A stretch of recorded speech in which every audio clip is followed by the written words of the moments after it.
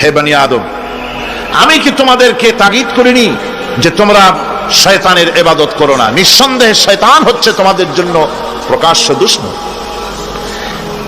একথা সকলেরই জানা আছে যে দুনিয়ার মানুষ শয়তানের ইবাদত কেউ করে না, শয়তানের পূজা কেউ করে না, ঠিক কিনা?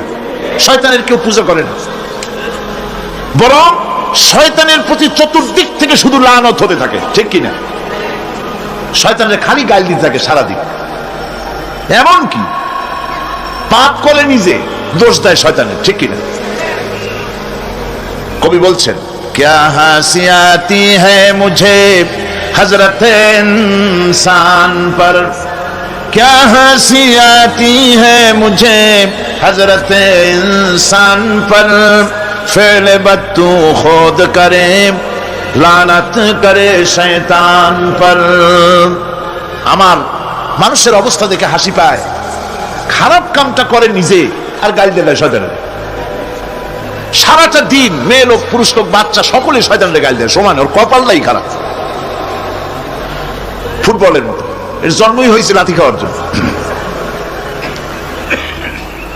সুতরাং আল্লাহ পাক যে বলছেন যে শয়তানের ইবাদত করতে তোমাদেরকে নিষেধ করেছি, তার অর্থটা কি? তার অর্থ হচ্ছে যে মানুষ শয়তানের আনুগত্য করে, শয়তানের কথা মতো জীবন পরিচালনা করে, শয়তান যেটা বলে সেটাই করে, শয়তানের ওয়াসওয়াসা দিয়ে সে পরিচালিত হয়, কোরআন এবং হাদিস দিয়ে নিজেকে পরিচালিত করে না। এটাই হলো শয়তানের আনুগত্য করা। কিয়ামতের দিনে আল্লাহ রাব্বুল আলামিন বলবেন, উহশুরুল্লাযীনা যালামু ওয়া আযওয়াজাহুম ওয়া মা কানু ইয়াবুদুনা মিন দুনিল্লাহি ফাহদুহুম ইলা সিরাতিল জাহিম। আল্লাহ রাব্বুল আলামিন কিয়ামতের দিন তিনি বলবেন, যারা নাকি সেই সমস্ত শয়তান এবং তার অনুসারী, যারা নাকি আমাকে বাদ দিয়ে যারা অন্যদের ইবাদত করত, সেই ইবাদত যাদের করত, আনুগত্য গোলামি যাদের করত, তারা এবং তাদের সাথী সঙ্গী সবগুলিকে একত্রিত করো আর জাহান্নামের রাস্তা দেখিয়ে দাও, সকলকে জাহান্নামের পথ দেখিয়ে দাও। এই আয়াতে কারিমা দিয়ে প্রমাণ করা হচ্ছে, বোঝানো হচ্ছে আনুগত্য হতে হবে কেবলমাত্র আল্লাহ পাকের, সব বুঝে নির্দ্বিধায় বিনা প্রশ্নে যাকে স্বীকার করতে হবে, মানতে হবে, তিনি হচ্ছেন আল্লাহ সুবহানাহু ওয়া তাআলা এবং তার নবী জনাবে মুহাম্মদ রাসূলুল্লাহ সাল্লাল্লাহু আলাইহি ওয়াসাল্লাম। অন্য কাউকে কোরআন হাদিস দিয়ে যাচাই না করে কারো মতকে গ্রহণ করা যাবে না। আল্লাহ পাক বলছেন, ইত্তাখাযু আহবারাহুম ওয়া রুহবানাহুম আরবাবাম মিন দুনিল্লাহি ওয়াল মাসীহ ইবনে মারইয়াম ওয়া মা উমিরু ইল্লা লিয়াবুদু ইলাহান ওয়াহিদা। আল্লাহ পাক বলছেন, তারা নিজেদের ওলামা মাশায়েখদেরকে আল্লাহর পরিবর্তে নিজেদের রব তারা বানিয়ে নিয়েছে এবং তারা মসিহকে ঈসা আলাইহিস সালামকে, মরিয়মের পুত্র ঈসাকে আল্লাহকে বাদ দিয়ে রব বানিয়ে নিয়েছে। অথচ হুকুম করা হয়েছে, আল্লাহ পাকের পক্ষ থেকে আদেশ করা হয়েছে, একমাত্র আল্লাহ রব্বুল আলামিন ছাড়া কারো আনুগত্য করা যাবে না, গোলামি করা যাবে না, দাসত্ব করা যাবে না। এখানে ওলামা মাশায়েখ এবং পাদ্রী পুরোহিতদের রব বানিয়ে নেওয়ার যে কথাটা বলা হয়েছে, সেটা হচ্ছে যে তাদেরকে আদেশ এবং নিষেধকারী হিসাবে মেনে নেওয়া হয়েছে, আল্লাহ রসুলের অনুমোদন ছাড়াই তাদেরকে গ্রহণ করা হচ্ছে, তাদের কথাগুলিকে শিরোধার্য করা হচ্ছে। আলেম ওলামা, পীর দরবেশ যিনি হন না কেন, তিনি যে কথাটা বলবেন ওই কথার সমর্থনে কোরআন হাদিস আছে কিনা তা না জেনে গ্রহণ করা যাবে না। কথা আসতে বললেন কেন? গ্রহণ করা, এটার নাম ঈমান। এটার নাম কি? ঈমান। পীর সাহেব যদি বলেন পাগড়ি বাঁধতে হবে 15 হাত, হ্যাঁ 15 হাত কেন, 21 হাতও বাঁধবো, দেখতে হবে রাসূল করিম সাল্লাল্লাহু আলাইহি ওয়াসাল্লাম ওরকম বেঁধেছেন কিনা। এটার নামই হচ্ছে ঈমান। এটার নাম কি? ঈমান। পীর সাহেব শিখাই দিলেন এরকম জিকির করো, সকালে এরকম, বিকেলে এরকম, হ্যাঁ করবো, জিকির করবো, করবো না কেন? আল্লাহই তো জিকির করতে বলছেন, জিকির করবো। তবে দেখতে হবে পীর সাহেব যেভাবে জিকির বলেছেন ওইভাবে আল্লাহ রাসূল জীবনেও জিকির করেছেন কিনা, সাহাবায়ে কেরাম এভাবে করেছেন কিনা। যদি করে থাকেন অবশ্যই পীর সাহেবের কথা মেনে ওরকম জিকির করবো। কথা বুঝতে পেরেছেন? একজন মাওলানা সাহেব ফতোয়া দিলেন, একজন মাওলানা সাহেব ফতোয়া দিলেন অথবা একটা কথা বললেন, এই কথাটা কোরআনের সাথে মিল আছে কিনা, হাদিসের সাথে মিল আছে কিনা তাই দেখতে হবে সর্বাগ্রে।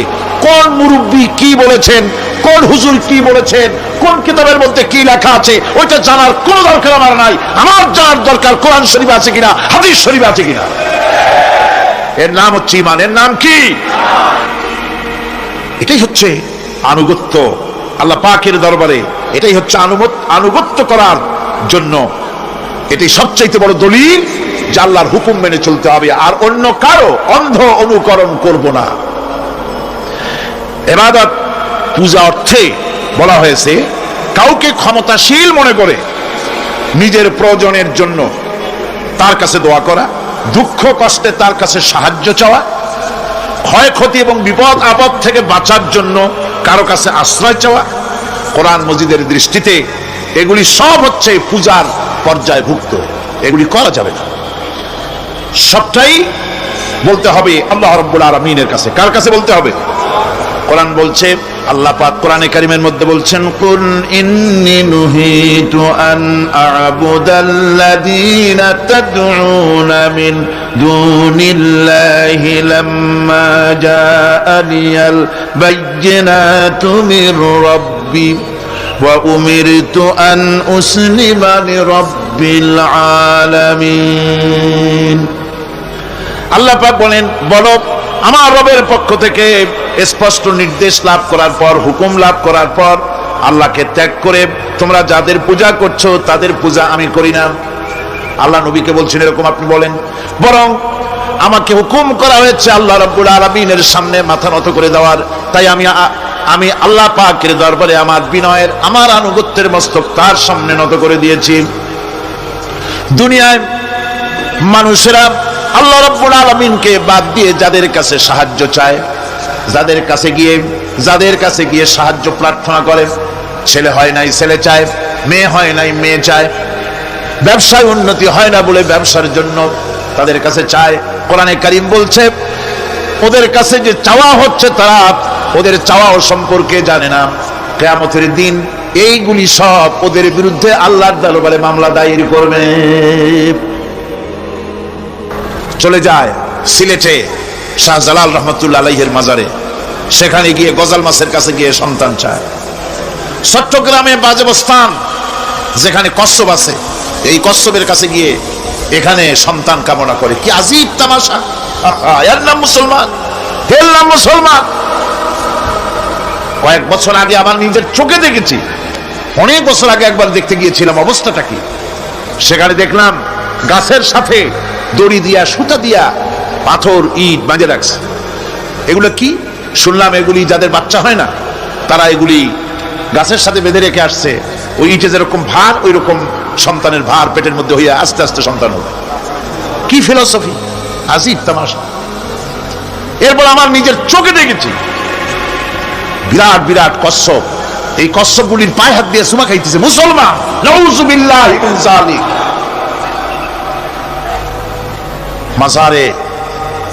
মাজারগুলিতে গিয়ে লোকেরা নিজেদের আশা আকাঙ্ক্ষা পুরো হওয়ার জন্য দোয়া চাইতেছে কবরওয়ালার কাছে। আবার এক শ্রেণীর নামধারী আলেম তারা বলেন ওনারা জীবিত থাকাকালীন যত শক্তি ছিল, মরিয়া শক্তি আরো বেড়ে গেছে। সুতরাং এখানে চাদর দাও, আগরবাতি দাও, মোমবাতি দাও, ওখানে গিয়ে কান্দো। এদের আকীদা, নিজেদের নাম রাখে আহলে সুন্নাতুল জামাত। এই যদি হয় আহলে সুন্নাত, তাহলে বিদআত হবে কারা?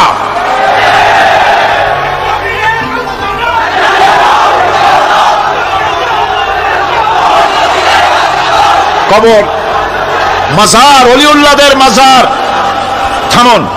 ওলিউল্লাহদের মাজার তো ভালো কথা, মর্যাদার সাথে সুন্দর করে তা রাখতে হবে, যত্ন সহকারে রাখতে হবে, তার পবিত্রতা রক্ষা করতে হবে। কিন্তু মাজারে গিয়ে আপনি কিছু চাইতে পারবেন না। কোরআনের, আল্লাহ পাকের হুকুমের সম্পূর্ণ বিপরীত। কি আজে বাজে মশলা দিয়া তারপরে মানুষদেরকে বিভ্রান্ত করতেছে, মানুষকে আল্লাহর মাকামে নিয়ে গিয়েছে। নাউযুবিল্লাহি মিন যালিক। সুতরাং এর থেকে গোটা জাতিকে বাঁচাবার জন্য জিহাদ ঘোষণা করতে হবে। শিরক এবং বিদআতের শেষ শিকড়টি টেনে মূলোৎপাটিত করে দিতে হবে। মাজারকে পূজার জায়গা বানানো যাবে না। সুতরাং কোরআনে কারীম বলছে যে একমাত্র গোলামি আনুগত্য সবটা হবে আল্লাহ রাব্বুল আলামিনের, অন্য কারোর সামনে মাথা নত করা যাবে না। যা বলার যা চাওয়ার সবকিছুই তাকেই বলতে হবে। বন্ধুগণ, আল্লাহ রাব্বুল আলামিন বলছেন وَيَعْبُدُونَ مِن دُونِ اللَّهِ مَا لَا يَضُرُّهُمْ وَلَا يَنفَعُهُمْ وَيَقُولُونَ هَؤُلَاءِ شُفَعَاؤُنَا عِندَ اللَّهِ। এই সব লোকেরা আল্লাহকে পরিত্যাগ করে তারা এমন সব জিনিসের পেছনে দৌড়ায় যারা তাদের কোনো উপকারও করতে পারবে না, ক্ষতিও করতে পারবে না। আমরা তো এই কথাই বলি কালেমার ভিতরে, খাইরিহি ওয়া শাররিহি মিনাল্লাহি তাআলা। ভালো হোক মন্দ হোক সব কার কাছ থেকে হয়? বলেন সবাই, কার কাছ থেকে হয়? ভালো মন্দ সবই হয় আল্লাহ পাকের পক্ষ থেকে। আমার ভালো আমার মন্দ সবই তিনি করেন। কোরআনে কারীম অন্যত্র বলছে والذين تدعون من دونه لا يستطيعون نصركم ولا أنفسهم ينصرون। আল্লাহ ছাড়া তোমরা যাদেরকে ডাকছো তারা তোমাদের উপকার করা তো দূরের কথা, তারা নিজেদের উপকার করতে পারবে না। অর্থাৎ এই কথাগুলি মূর্তির ব্যাপারে যেভাবে সত্য, এই কথাগুলি তেমন সকলের বেলায় প্রযোজ্য। মানুষের উপকার করা, মন্দ করা, ভালো করা, সবটা করার মালিক আল্লাহ রাব্বুল আলামিন। আল্লাহ কাউকে এজেন্সি দেন নাই যে সন্তান দেবে এরা, শিক্ষার বরকত দেবে ওরা, জমিনের ফসল দেবে তারা। এইরকম হিন্দু ধর্মে যেভাবে ৩৩ কোটি খোদা আছে, এক এক খোদার এক এক দায়িত্ব। দেশে প্রেসিডেন্ট থাকে, প্রধানমন্ত্রী থাকে, দেশ চালাবার জন্য মন্ত্রণালয় ভাগ করে দেয়। যেহেতু মানুষের দুর্বলতা আছে কার? মানুষের, একা সব পারে না বলেই মন্ত্রণালয় থাকে। আল্লাহ কি এতই দুর্বল যে অনেকগুলি মন্ত্রণালয় খুলে বসছে? অমুক পীর সাহেব ছেলে দেবে, অমুক খাজা বাবা মাইয়ে দেবে, অমুক মূর্তিগুলো তাই দেবে, অমুকে অমুক দিবে। নাউযুবিল্লাহি মিন যালিক। অবাক হবেন মানুষের আকীদা কত খারাপ। বহুত পীর এমন আছে মুরিদেরা তাদের মেয়েদেরকে তাদের কাছে খেদমতের জন্য পাঠিয়ে দেয়।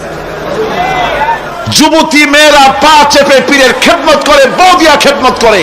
মেয়েগুলি বয়সপ্রাপ্ত মেয়েদের গায়ে হাত দিয়া পীরের দোয়া করে, ফু দেয়। এগুলি পীর নয়, এগুলি শয়তান।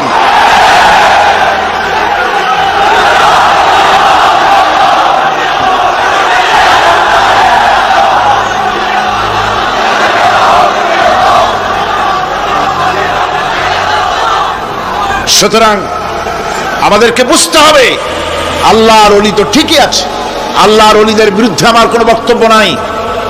যারা আল্লাহর ওলি হক তাদেরকে সম্মান করি, শ্রদ্ধা করি, ঠিক কিনা? যাদের কাছে ইলম আছে, সাজাইয়া গুছাইয়া তো বিশাল কিছু বানাইয়া পেটের মধ্যে বোমা মারলেও কিছু পাওয়া যায় না। বিরাট একটা কিবলা, নামের আগে এত কিছু বসায়, হায় হায়, নামই খুঁজে পাওয়া যায় না।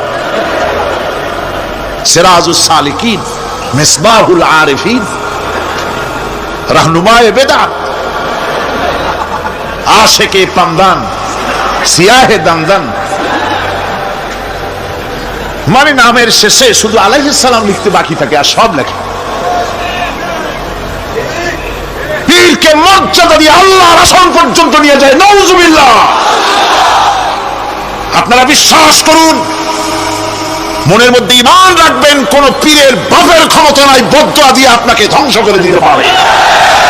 কোন পীরের বাপের ক্ষমতা নাই দোয়া করে 10 তলা বিল্ডিং এর মালিক বানাই দিতে পারে, যদি আল্লাহ রাজি থাকেন।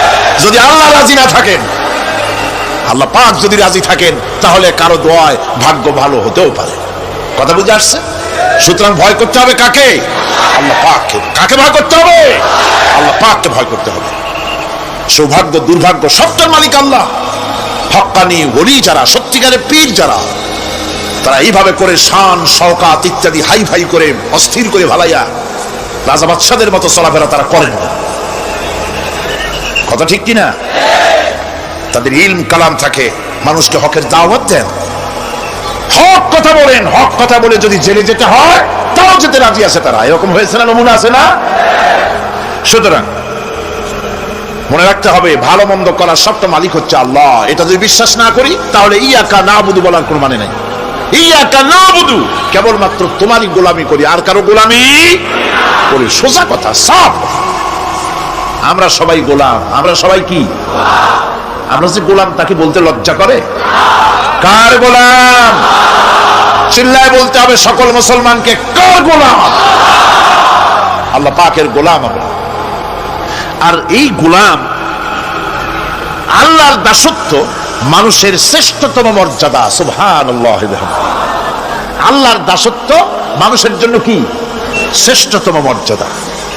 যেহেতু আল্লাহর দাসত্ব করাই হলো সৃষ্টির মূল উদ্দেশ্য, তাই একজন মানুষকে সত্যিকার মর্যাদার উচ্চ শিখরে পৌঁছার অর্থই হলো তিনি কাজ কর্ম দিয়ে প্রমাণ করবেন তিনি আল্লাহ পাকের খাঁটি বান্দা, আল্লাহ পাকের খাঁটি গোলাম। তাই কোরআনে কারিমে আমরা দেখতে পাই যে আল্লাহ পাক যেখানে খুব স্নেহ করে আদর করে যখন বান্দাদের সম্পর্কে কিছু বলতে চেয়েছেন তখন তিনি আব্দুল শব্দ ব্যবহার করেছেন।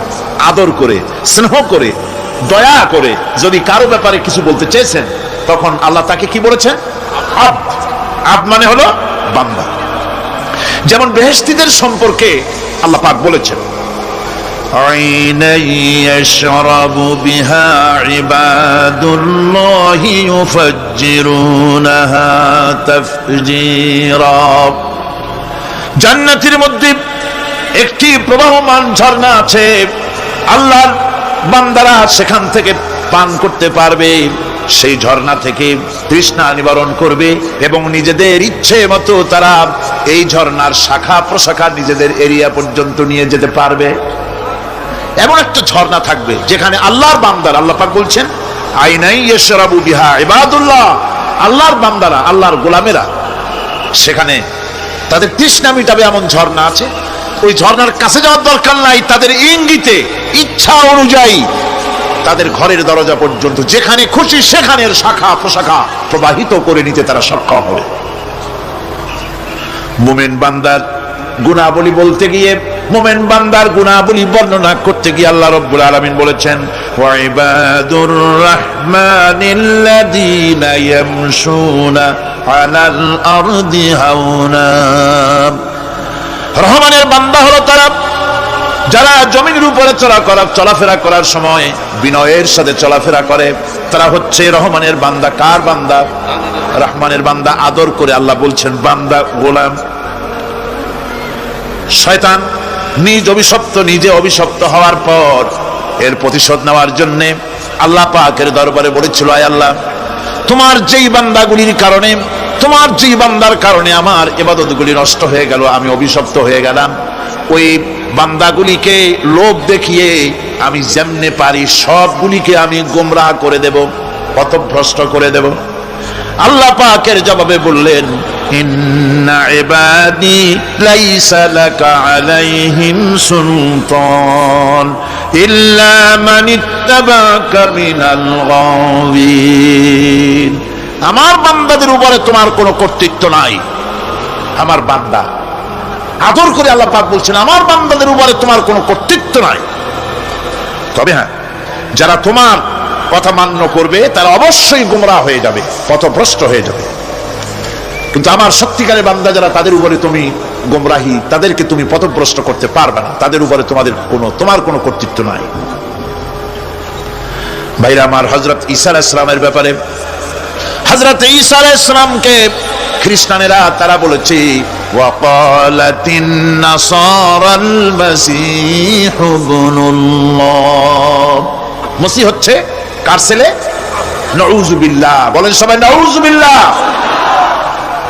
তাকে যখন আল্লাহর ছেলে বলা হলো, আল্লাহর পুত্র বলা হলো, রব্বুল আলামিন তার জবাবে বললেন ইন হুয়া ইল্লা আবদুন আনআমনা আলাইহি, তিনি তো একজন বান্দা, তিনি আমার বান্দা ছাড়া আর কিছুই নন, আমি তার প্রতি অনুগ্রহ করেছি। বান্দা, আমার বান্দা। আল্লাহ পাকের বান্দা হওয়ার ব্যাপারে কোন মানুষের লজ্জা থাকার কথা নয়। এমনকি আল্লাহ পাক ঈসা আলাইহিস সালাম সম্পর্কে বলছেন, লা ইয়াস্তানকিফাল মাসীহু আইয়াকুনা আবদান লিল্লাহি ওয়ালাল মালাইকাতুল মুকাররাবুন। মসিহ আল্লাহর বান্দা, তাতে কখনো বিন্দুমাত্র লজ্জা তিনি পোষণ করেন নাই যে আমি আল্লাহর বান্দা, আল্লাহর গোলাম। এটা কথা হইল? এরকম লজ্জা তিনি পোষণ করেন। এমনকি তার নিকটবর্তী ফেরেশতা যারা, তারাও আল্লাহর বান্দা গোলাম হওয়ার জন্য তাদের ভিতরে কোনো লজ্জা নাই। যারা নাকি আল্লাহর গোলাম, এই ব্যাপারে যাদের মধ্যে লজ্জার সৃষ্টি হয়, আল্লাহর গোলাম এটা কেমন কথা, বান্দা হওয়াটা কেমন কথা, যারা গোলামীকে অস্বীকার করে তাদের সম্পর্কে আল্লাহ পাক বলছেন, ওয়া মান ইয়াস্তানকিফ আন ইবাদাতিহি ওয়া ইয়াস্তাকবির ফাসায়াহশুরুহুম ইলাইহি জামিআ। কেউ যদি আল্লাহর বন্দেগী করার ব্যাপারে লজ্জা পোষণ করে, যদি লজ্জার কারণ মনে করে, অহংকার করে, গৌরব করে, তাহলে তারা পালাবে কোথায়, যাবে কোথায়? আমি কিয়ামতের দিন সবগুলিকে এক জায়গায় করে ফেলবো। সুতরাং আল্লাহ পাকের গোলামিতে আল্লাহ যে বান্দা বলে যখন ডাকেন, লজ্জার কোনো কারণ নাই। অহংকার যে করবে সে নিজেকে ধ্বংস করবে। আল্লাহ পাক সব নবীদেরকে নিজের বান্দা বলেছেন। নবীরা কি আল্লাহ পাকের বান্দা। হযরত ইউসুফ আলাইহিস সালাম সম্পর্কে আল্লাহ পাক বলছেন, কাযালিকা লিনাসরিফা আনহু আস-সুআ ওয়াল ফাহশা ইন্নাহু মিন ইবাদিনাল মুখলাসিন। এরূপই ঘটলো যাতে আমি ইউসুফ আলাইহিস সালামকে, আমার বান্দা, তাকে আমি নির্লজ্জতা ইত্যাদি থেকে আমি রক্ষা করেছি। নিশ্চয়ই হযরত ইউসুফ ছিল আল্লাহ পাকের বান্দা, আল্লাহ পাকের আব্দ। রাসূল করিম সাল্লাল্লাহু আলাইহি ওয়াসাল্লাম তিনি হচ্ছেন সর্বশ্রেষ্ঠ আল্লাহর পয়গম্বর। তার থেকে শ্রেষ্ঠ নবী আর কি কেউ আছে? জোরে বলেন, আছে? তার থেকে মাহবুব, তার থেকে শ্রেষ্ঠ আল্লাহর কাছে আর কেউ নেই। সেই নবীকে আল্লাহ রাব্বুল আলামিন কোরআনে কারীমের ভিতরে তাকে আব্দ বলেছেন। কি বলেছেন? অনেকগুলি আয়াত আছে যে আয়াতের ভিতরে আল্লাহ পাক তার নাম নেন নাই, নবী বলেন নাই, রাসূল বলেন নাই, শুধু বলেছেন আব্দ। যেমন ফাআওহা ইলা আবদিহি মা আওহা, অতঃপর তার বান্দার নিকট যা ওহী করার ছিল তা তিনি করলেন। সেই বান্দাকে মুহাম্মদ সাল্লাল্লাহু আলাইহি ওয়াসাল্লাম। অন্য আয়াতে আল্লাহ পাক বলছেন, وأنه لما قام عبد الله يدعوه كادوا يكونون عليه لبدا। আর এই আল্লাহর বান্দা যখন নামাজ পড়তে দাঁড়িয়ে গেল, আল্লাহকে ডাকার জন্য যখন দাঁড়ালো, তখন লোকেরা তার উপরে ঝাঁপিয়ে পড়লো, ঝাঁপিয়ে পড়ার জন্য প্রস্তুতি গ্রহণ করলো। এখানে আব্দ বলা হয়েছে কাকে? মুহাম্মদ সাল্লাল্লাহু আলাইহি ওয়াসাল্লামকে।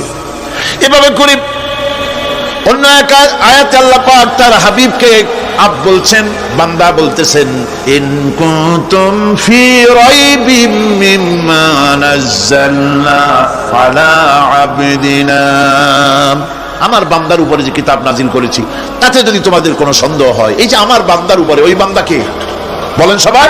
মুহাম্মদ রাসূলুল্লাহ সাল্লাল্লাহু আলাইহি ওয়াসাল্লাম। অন্য আয়াতে বলা হচ্ছে, তাবারাকাল্লাযী নাযালাল ফুরকানা আলা আবদিহি লিয়াকুনা লিল আলামিনা নাযীরা। অতীব বরকতপূর্ণ সেই মহান সত্তা যিনি তার বান্দার উপরে ফুরকান নাজিল করেছেন। কে সেই বান্দা? মুহাম্মদ সাল্লাল্লাহু আলাইহি ওয়াসাল্লাম। মেরাজের ঘটনা বলতে গিয়ে আল্লাহ রাব্বুল আলামিন বলতেছেন, সুবহানাল্লাযী আসরা বিআবদিহি লাইলাম মিনাল মাসজিদিল হারামি ইলাল মাসজিদিল আকসা।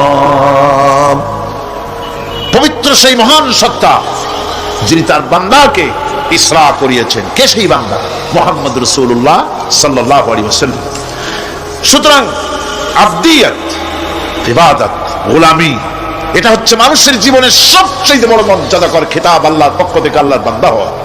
গোলামি পরিপূর্ণরূপে হবে কেবলমাত্র আল্লাহ পাকের।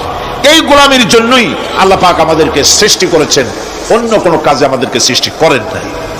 সেই জন্য আমাদেরকে গোলামি করতে হবে, আনুগত্য করতে হবে কেবলমাত্র কার বলুন তো? এই গোলামি যদি সঠিকভাবে করি, যদি বান্দারা যারা আল্লাহ পাকের বান্দা বলে গোলাম বলে নিজেদেরকে দাবি করে, যদি সঠিকভাবে ইবাদতটা করা যায়, তাহলে আল্লাহ তাদের জন্য কি ওয়াদা করেছেন শুনুন। দুনিয়ায় তাদেরকে আল্লাহ পুরস্কার দেবেন, আখিরাতেও দেবেন। এটা বন্ধ করুন, দুনিয়া এবং আখিরাতে আল্লাহ পুরস্কার দেবেন।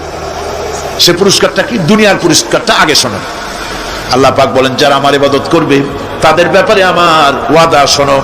ওয়াদাল্লাহুল্লাযীনা আমানু ওয়া আমিলুস সালিহাতি লায়াস্তাখলিফান্নাহুম ফিল আরদি কামাস্তাখলাফাল্লাযীনা মিন ক্বাবলিহিম। তোমাদের মধ্যে যারা ঈমান এনেছে এবং সৎ কাজ করেছে, আল্লাহ রাব্বুল আলামিন তাদের ব্যাপারে আল্লাহর ওয়াদা হচ্ছে, আল্লাহর প্রতিজ্ঞা হচ্ছে, আল্লাহ ওয়াদা করতেছেন তাদেরকে জমিনের উপরে প্রতিষ্ঠিত করবেন। যেমন করে তোমাদের পূর্বপুরুষদেরকে প্রতিষ্ঠিত করা হয়েছিল, ওইভাবে তোমাদেরকে প্রতিষ্ঠিত করা হবে। সুবহানাল্লাহ। প্রতিষ্ঠিত করা হবে মানে রাষ্ট্র ক্ষমতা দেওয়া হবে। কি দেওয়া হবে? যদি গোলাম হও, যদি কি হও? গোলাম। আল্লাহ পাক বলছেন শুধু তাই নয়, আমি আমার দিনকে যারা প্রতিষ্ঠা করবে, আমার গোলামেরা যদি, আমার বান্দারা সঠিকভাবে যদি আমার গোলামি করে, ঈমান আনে, আমলে সালেহ করে, নেক কাজ করে, আমি তাদেরকে রাষ্ট্র প্রতিষ্ঠার সুযোগ করে দেব। আর তাদের জন্য ভীতির পরিবর্তে, সন্ত্রাসের পরিবর্তে শান্তি কায়েম করে দেব। সুবহানাল্লাহ। وَلَيُمَكِّنَنَّ لَهُمْ دِينَهُمُ الَّذِي ارْتَضَىٰ لَهُمْ وَلَيُبَدِّلَنَّهُمْ مِنْ خَوْفِهِمْ أَمْنًا। তাদের দিনকে তারা নিজেদের জন্য যা পছন্দ করেছে অবশ্যই তিনি তা কায়েম করে দিবেন, এবং সন্ত্রাস আর ভীতির পরিবর্তে আল্লাহ নিরাপত্তা দান করবেন। যেরকম সুবহানাল্লাহ। সন্ত্রাস বন্ধ হবে, চুরি, ডাকাতি, জেনা, ব্যভিচার সব বন্ধ হয়ে যাবে। তোমরা ক্ষমতায় থাকবে, তোমরা ডমিনেটেড হবে না, তোমরা ডমিনেট করবে, গোটা পৃথিবীকে শাসন করবে, শাসিত তোমরা হবে না। আর ভীতির পরিবর্তে নিরাপত্তা তোমরা লাভ করবে। কি করলে? ইয়াবুদুনানি লা ইউশরিকুনা বি শাইআ। সুতরাং তারা যেন আমার ইবাদত করে এবং আমার সঙ্গে যেন কাউকে শরীক না করে। আল্লাহ বলছেন তোমরা যদি আমার সাথে শরীক না করো, ইবাদতের মধ্যে কাউকে যদি শরীক স্থাপন না করো, আর যদি তোমরা আমার ইবাদতটা সলিমভাবে আমার জন্যই করো, তাহলে রাষ্ট্র ক্ষমতা তোমাদের হাতে আসবে, সন্ত্রাস নির্মূল হবে, শান্তি প্রতিষ্ঠিত হবে। আল্লাহ রাব্বুল আলামিন কোরআন শরীফের ভিতরে বলেছেন লাশ-শামসু ইয়ামবাগি লাহা আন তুদরিকাল কামারা ওয়ালাল লাইলু সাবিকুন নাহার ওয়া কুল্লুন ফি ফালাকি ইয়াসবাহুন। প্রবল জ্ঞানী হইবে যাহারা, আপন মনেতে বুঝিবে তাহারা, রাত্রি পারে না আগে যাইবার দিনের স্থান করি অধিকার। চন্দ্র বাদে না সূর্যের গায়েতে, সূর্য পারে না চন্দ্রকে ধরিতে, যার যে স্থান বহাল রাখিয়া ভ্রমণ করিছে খোদাকে ডরিয়া। একটি নির্ধারিত সময় সীমা পর্যন্ত আপন আপন কক্ষপথে সব দৌড়াদৌড়ি করবে, কারো সাথে অ্যাক্সিডেন্ট হবে না কারো। ওয়া কুল্লুন ফি ফালাকি ইয়াসবাহুন। যা আছে মহাশূন্যে সব ঘুরতেছে। কে বলে? বলেন সবাই, কে বলছে? কোন সূরা? সূরা ইয়াসিন। আবার শুনুন, আল্লাহ পাক ফয়সালা দিচ্ছেন ঘোরে কেডা? শুধু সূর্য ঘোরে না, শুধু চন্দ্র ঘোরে না, আল্লাহ মহাশূন্যে যা রেখেছেন সব ঘুরতেছে, সবই সন্তরণশীল, সব গতিশীল। সুতরাং ফয়সালা তো আল্লাহর কাছ থেকে নিতে হবে। পৃথিবী সৃষ্টি করেছেন, মানব গোষ্ঠী সৃষ্টি করেছেন এবং মানুষের প্রয়োজন মিটিয়েছেন। এই মানুষগুলিকে কে সৃষ্টি করেছে? মানুষ সৃষ্টির ব্যাপারেও দার্শনিকরা মানুষদেরকে বিভ্রান্ত করে। যা কলেজে বিশ্ববিদ্যালয়ে পড়ানো হয়, এই কোরআন শরীফ বিশ্ববিদ্যালয়ে পড়ানো হয়? হ্যাঁ হয়। কয়েকটা আয়াত, কয়েকটা সূরা পরীক্ষায় পাস করার জন্য একটু একটু অপশনাল রেখে দেওয়া হয়েছে। বর্তমান যে শিক্ষা কমিশন, শামসুল হক শিক্ষা কমিশন রিপোর্ট মন্ত্রী পরিষদে অনুমোদন করেছে বর্তমান সরকার। এই শিক্ষানীতিতে বলা হয়েছে ক্লাস 1 থেকে নিয়ে ক্লাস 5 পর্যন্ত ধর্মীয় শিক্ষা দিতে দেওয়া হবে না। তাহলে ক্লাস 5 পর্যন্ত যদি ধর্মীয় শিক্ষা না থাকে, তাহলে ক্লাস 6-7-এ ওঠার পর আলিফ জাওরা বাজাবর বা আনাকুম জানাকুম ছেলেরা পড়বে, মেয়েরা পড়বে? আসল উদ্দেশ্য হলো ইসলাম থেকে জাতিকে দূরে সরাবার জন্য ষড়যন্ত্র। এই সরকারের প্রণীত শিক্ষানীতি আমরা মানি না। আপনারা মানেন? যেই মাদ্রাসা মানুষের চরিত্র সৃষ্টি করে, বর্তমান সরকার সেই মাদ্রাসাগুলি একটা একটা করে ধ্বংস করার পরিকল্পনা গ্রহণ করেছে। সুতরাং আসল শিক্ষা হলো কোরআনের কাছে। আসল শিক্ষা কোথায়? কোরআনের কাছে। কোরআন যদি শিখানো হতো, কোরআন যদি শিখানো হতো কলেজে বিশ্ববিদ্যালয়, তাহলে গতকাল চট্টগ্রাম বিশ্ববিদ্যালয় থেকে যেসব ছেলেরা বিশ্ববিদ্যালয় কর্তৃপক্ষ কর্তৃক বরাদ্দকৃত, হাইজ্যাক করা নয়, বরাদ্দকৃত 4খানা বাস দিয়ে কোরআন শুনতে আসতে চেয়েছিল, বর্তমান সরকারের তথাকথিত সোনার ছেলেরা আসতে দিল না। কোরআন যদি তারা পড়তো, তাহলে কোরআন শরীফ শুনতে তারাও আসতো। কপাল পোড়া। জোরে বলেন কি?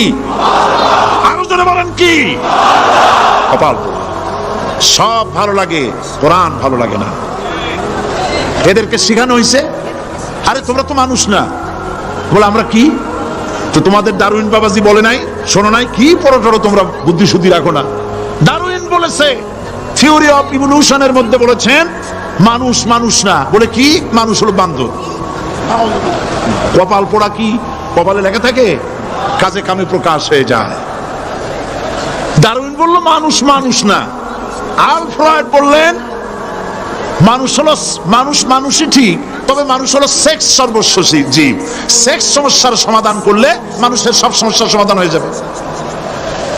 কার্ল মার্কস বললেন মানুষ হলো পেট সর্বস্ব জীব, পেট সমস্যার সমাধান করে দিলে সব সমস্যা শেষ। আর ডারউইন বললেন মানুষ মানুষই না, মানুষ কি? বলে বান্দর। ওরাং ওটাং শিম্পাজি আর ব্যাং থেকে মানুষের উৎপত্তি হয়েছে।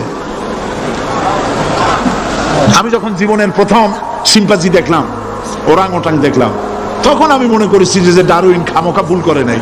এইটা দেখেই ও মনে করেছে যে এই হচ্ছে আমার মাতামহের গোষ্ঠী, এই হলো পিতামহের গোষ্ঠী। আপনারা একটু মাথা কাটায় চিন্তা করেন, মানুষ যদি বান্দর থেকে হবে, আজও বানর ফরেস্ট এরিয়া আছে কিনা বাংলাদেশে? চিল্লায় বলেন আছে কিনা? তো মানুষ যদি বান্দর থেকেই হবে, আপনারা কি কোনোদিন দেখেছেন যে একটা বান্দরের কোমর পর্যন্ত মানুষের মতো হয়ে সারছে? আর কিছুদিন গেলেই পুরো মানুষ হয়ে যাবে। গলা পর্যন্ত মানুষের মতো হয়ে গেছে, আর কদিন গেলেই মানুষ হয়ে যাবে। দেখছেন কখনো? আচ্ছা আপনারা বলেন, পাবদা মাছ আপনারা চট্টগ্রামে কি বলেন? পাবদাই বলেন। পাবদা মাছ দেখতে কি মাছের মতো লাগে? বোয়াল মাছের মতো। কোন পাগলে কি বলছে কথা যে বোয়ালের পূর্বপুরুষ পাবদা? পাবদাগুলি পুটি টুটি খাইয়া খাইয়া আস্তে আস্তে বোয়াল হয়ে গেছে, এ কথা কেউ বলে? আচ্ছা শোলের যে ছোট সাইজ, শোল মাছ, গজাল মাছ, এর যে ছোট্ট সাইজ ভর্তা করে খায়, শুটকি বানায় খায়, ওগুলোর কি বলে? টাকি মাছ। এই টাকি মাছ দেখতে শোল মাছের মতো। কেউ পাগলকে আজ পর্যন্ত বলেছে যে শোল মাছের পূর্বপুরুষ টাকি, টাকিগুলা সার মার খাইয়া আস্তে আস্তে শৌলে পরিণত হয়ে গেছে? কেউ বলেছে? বলো। ডারউইন কয় বোতল খাইয়া যে এই মতবাদ লিখছে আল্লাহই ভালো জানে। যে বান্দরের থেকে মানুষ আবিষ্কার হয়েছে, নাউজুবিল্লাহ। এগুলি পড়ানো হয় কলেজে বিশ্ববিদ্যালয়, তাই আমাদের সোনার ছেলেরা বান্দরামি করে। ওদের যদি পড়ানো হইতো তোমরা বান্দরের গোষ্ঠী নও, তোমরা মানুষ। মর্যাদা কার বেশি, বান্দরের না মানুষের? এ পৃথিবীর প্রথম মানুষকে আদম আলাইহিস সালাম। আদম হইছেন কি দিয়ে? মাটি দিয়ে।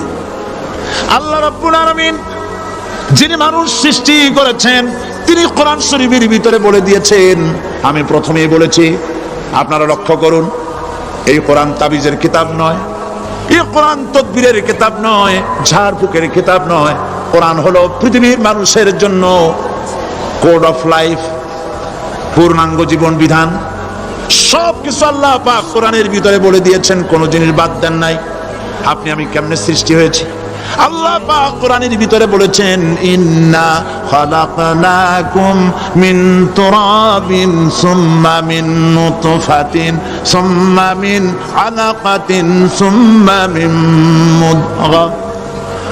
নিষ্প্রাণ মাটি দিয়ে তোমাকে উৎপন্ন করা হয়েছে, নিষ্প্রাণ মাটি উপাদান দিয়ে তোমাকে তৈরি করা হলো।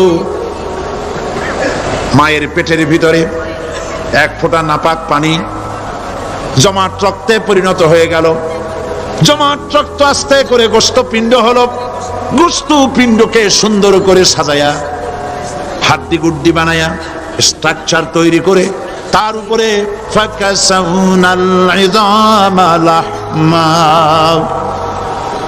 চামড়া দিয়ে গোস্ত দিয়া সাজায়া সুন্দর করে বানালাম। আল্লাহর পরিচয় শুনুন, আল্লাহ আমার কেমন আল্লাহ। মায়ের পেটের ভিতরে সন্তান বানায়া এরপরে যখন রূহ দেওয়া হয়েছে, ক্ষুধা লেগেছে, খাবারের প্রয়োজন হয়েছে, আল্লাহ রাব্বুল আলামিন ওই কচি বান্দা মায়ের পেটে বসে কি খাবে সেজন্য তার মা চিন্তা করে নাই, বাবা চিন্তা করে নাই, সরকার চিন্তা করে নাই। আল্লাহ রাব্বুল আলামিন মায়ের মাসিক অসুখকে বন্ধ করে দিয়ে সন্তানের নাভির সাথে আর মায়ের নাভির সাথে তার লাগায়া, পাইপ লাগায়া মায়ের মাসিক অসুখের রক্তগুলি দিয়ে সন্তানকে বড় বানালেন। মুখ দিয়া এই রক্ত পান করালেন না, মুখটাকে পবিত্র রেখে দিলেন যাতে করে পৃথিবীতে আসার পর ওই মুখ দিয়া আল্লাহ রাব্বুল আলামিনের জিকির করতে পারো। সন্তান মায়ের ভিতরে পেটের ভিতরে বড় হলো, আল্লাহ রাব্বুল আলামিন বলেন মাস দিন যখন পুরা হয়ে গেল, সুম্মা নুখরিজুকুম তিফলা, বাচ্চার আকারে পৃথিবীতে নিয়ে আসলাম। এখন খাবা কি?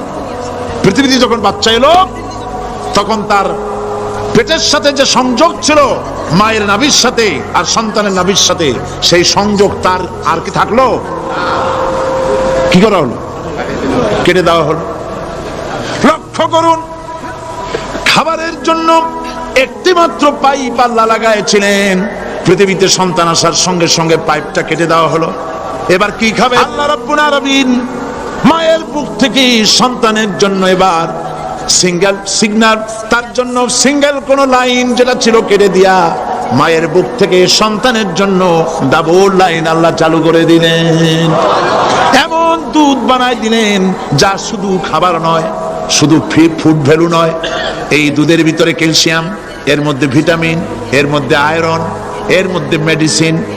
দুনিয়ার এই সন্তান ছিল ফি কারারিম মাকিন, সুরক্ষিত জায়গার ভিতরে ছিল, কোনো পলিউশন সেখানে যেতে পারতো না, রোগের জার্ম সেখানে যেতে পারতো না। দুনিয়ায় এলো দূষিত আবহাওয়ার ভিতরে, এই সন্তানকে এখনই অ্যান্টিবায়োটিক খাওয়ালে পরে অসুবিধা হবে। আল্লাহ রাব্বুল আলামিন মায়ের দুধের ভিতরে ঔষধ দিয়া রোগের প্রতিষেধক বানায়া দিলেন। এ হলো আমার আল্লাহ। এ আমার কে? আল্লাহ। জোরে বলেন আল্লাহ। আল্লাহ আল্লাহ রাব্বুল আলামিন মায়ের দুধ দিয়ে সন্তানকে বড় করলেন আর শোনায় দিলেন, খবরদার এই মায়ের সাথে, এই বাপের সাথে নাফরমানি করবি না। মা বাপের জন্য আমার কাছে দোয়া করবে, রব্বির হামহুমা কামা রাব্বায়ানি সগীরা। সবাই পড়েন আমার সাথে, রব্বির হামহুমা কামা রাব্বায়ানি সগীরা। আল্লাহ পাক শিখাই দিলেন বান্দারে আমার কাছে দোয়া করায়, আল্লাহ আমার মা বাপ আমাকে ছোটবেলায় যেভাবে স্নেহের কোলে লালন পালন করেছে, এইভাবে আমার মা বাপ তোমার রহমতের কোলে লালন পালন করো। মনে থাকবে ভাইরা? বলে মনে থাকবে? প্রত্যেক নামাজের পরে মা বাবার জন্য দোয়া করবেন, বেঁচে থাকুক আর মরে যাক, দোয়া করবেনই। মনে থাকবে? রব্বির হামহুমা কামা রাব্বায়ানি সগীরা। আবার পড়েন, রব্বির হামহুমা কামা রাব্বায়ানি সগীরা। আল্লাহ পাক মায়ের মর্যাদা এত বাড়াইছেন, সাহাবী প্রশ্ন করেছে ইয়া রাসূলুল্লাহ খেদমত করব কার? হুজুর বলেন তোমার মায়ের, তারপরে কার? তোমার মায়ের, তারপরে কার? তোমার মায়ের, তারপরে কার? তোমার পিতার। বাপের চাইতে মায়ের মর্যাদা আল্লাহ 3 গুণ বাড়াইয়া দিলেন, 3 গুণ বৃদ্ধি করে দিলেন। হাদিস শরীফে এসেছে হযরত আবী হুরায়রা রাদিয়াল্লাহু তাআলা আনহু রাসূলের কাছে এসে রাতের বেলায় কাঁদতেছিলেন। হুজুর প্রশ্ন করলেন, আবু হুরায়রা কাঁদো কেন? হযরত আবু হুরায়রা বলছেন, হুজুর মা আমাকে মেরেছে। তিনি প্রশ্ন করলেন, আচ্ছা মা তোমারে মারলো কেন? তুমি কি কোনো বেয়াদবি করছো? তিনি বললেন না, তবে মারলো কেন? হযরত আবু হুরায়রা বলেন, ইয়া রাসূলুল্লাহ আপনার খেদমত থেকে বাড়ি ফিরতে আমার দেরি হয়ে গিয়েছিল। গভীর রাত্রে যখন বাড়ি গেছি, মা আমাকে প্রশ্ন করলেন, বাবা দেরি হলো কেন, কোথায় ছিলি? তাম পৃথিবীর মানুষ যেই কদম মোবারক চুমু দিতে পারলে ধন্য হয়ে যায়, সেই আখিরি জামানার পয়গম্বর নবী মুহাম্মদ রাসূলুল্লাহ সাল্লাল্লাহু আলাইহি সাল্লামের দরবার থেকে আসতে আমার দেরি হয়ে গেছে। ইয়া রাসূলুল্লাহ আমার মা আপনার নাম শুনে তার গা জ্বলে উঠল, তিনি কাফের মুশরিকা। আপনার নাম শুনে অগ্নি শর্মা হয়ে আমাকে ধরে পিটানো আরম্ভ করলেন আর বললেন, আবু হুরায়রা হয় মুহাম্মদ সাল্লাল্লাহু আলাইহি সাল্লামের বাড়ি ছাড়বি, নইলে আমার বাড়ি ছাড়বি, কি করবি বল? মার খেতে খেতে আমি বললাম, মা তোমার গায়ে যত শক্তি আছে আমারে মারো, তোমার বাড়ি শুদ্ধ তাম দুনিয়াটা ছেড়ে দিতে পারি, মুহাম্মদ রাসূলুল্লাহর কদম মোবারক ছেড়ে দিতে পারি না। হুজুর আমার মা গলা ধাক্কা মেরে আমাকে বের করে দিয়েছেন। হুজুর বলছেন, আবু হুরায়রা মা তোমাকে মেরেছে আর আমার কাছে নালিশ করছো, আমি তোমার মায়ের কোনো বিচার করতে পারবো না। সুবহানাল্লাহ, এত বড় পাওয়ারফুল নবী, শানওয়ালা, ইজ্জতওয়ালি, বরকতওয়ালি, এত বড় নবী বলছেন মা মেরেছে, আমার করার কিচ্ছু নাই। সুবহানাল্লাহ, তোমার মা মুশরিকা হোক আর যাই হোক তোমার মা। সুবহানাল্লাহ বলেন। আমার বন্ধুগণ, হযরত আবু হুরায়রা বলেন, ইয়া রাসূলুল্লাহ মায়ের বিরুদ্ধে কোনো অভিযোগ নিয়ে আমি আপনার কাছে আসি নাই। হুজুর বললেন, কেন আসছো বলো খুলে। আবু হুরায়রা বলেন, হুজুর আমি জানি আপনি আল্লাহর দরবারে যদি কোনো ব্যাপারে হাত তোলেন আল্লাহ মঞ্জুর করে ফেলেন। আপনি দয়া করে আমার মার জন্য দোয়া করেন, আল্লাহ যেন হেদায়েত দিয়ে দেন। আমার নবীজি দুখানে হাত উত্তোলন করলেন, বললেন, আল্লাহুম্মা ইহদি উম্মা আবি হুরায়রা, আয় আল্লাহ আমি দোয়া করতেছি আবু হুরায়রার মাকে হেদায়েত নসিব করো। হুজুর হাত তুলে মোনাজাত করছেন, আবু হুরায়রা দৌড় দিলেন বাড়ির দিকে। কয়েকজন সাহাবী হযরত আবু হুরায়রার জামা টেনে ধরেছে, এই ভদ্রলোক দৌড়ায় কেন? এত শান্ত মানুষ, কখনো গরম হয়ে কারোর সঙ্গে কথা বলে না, এই মানুষটা দৌড়ায় কেন? কোনো বিপদ হইল নাকি? জামা টেনে ধরে বলে, আবু হুরায়রা দৌড়াও কেন? হযরত আবু হুরায়রা বলেন, জামাত ছেড়ে দাও, কোনো বিপদ আমার হয় নাই, আমি দৌড়াইয়া বাড়ি যাই দেখতে চাই। আমি দৌড়াইয়া আগে বাড়ি যেতে পারলাম না, আমার নবীর দোয়া আগে আমার বাড়ি চলে গেছে, আমি এটা দেখতে চাই। হযরত আবু হুরায়রা দৌড়াতে দৌড়াতে বাড়ি চলে গেছেন। দরজায় নক করলেন, ভেতর থেকে আওয়াজ এলো, কে? তিনি বললেন, আমি আবু হুরায়রা, মা দরজা খুলে দাও, আমি তোমার সন্তান। মা বললেন, বাবা অপেক্ষা করো, দরজা খুলতেছে। হযরত আবু হুরায়রা বলেন, মায়ের গলার আওয়াজের ভেতরে কুফরি কর্কশতা পেলাম না, মায়ের গলার আওয়াজের ভেতরে তাওহীদের নরমিয়াত পেলাম। আমার কাছে মনে হলো আমি আবু হুরায়রা বাড়ি আসার আগে নবীজির দোয়া আল্লাহর আরশে পৌঁছে গেছে। আবু হুরায়রা বলছেন, মা আমার কিছুক্ষণ পরে ঘরের থেকে বেরিয়ে এসেছেন, আমি দেখলাম মায়ের শরীর ভিজা, মাথার চুল দিয়া পানি টপকাচ্ছে। মা আমার বললেন, বাবারে তোমাকে মারার পর আমি নিদারুণ অনুশোচনায় পড়েছিলাম, মনে মনে ভাবলাম, আহারে আমার সন্তানরা আমি কেন মারলাম? সে তো কোনো খারাপ কাজ করে নাই, কোনো খারাপ জায়গায় যায় নাই। এত ভালো মানুষ, যার সম্পর্কে লোকেরা খামোখাই মিথ্যা কথা বলে, এই ভালো মানুষটার কাছে গেছে, সেজন্য আমি মারলাম কেন? বাবা গো, আমি আমার ভুল বুঝতে পেরেছি, জীবনের ভুলও ধরা পড়েছে, আমাকে জলদি করে নিয়ে চলো বিশ্ব নবীর দরবারে।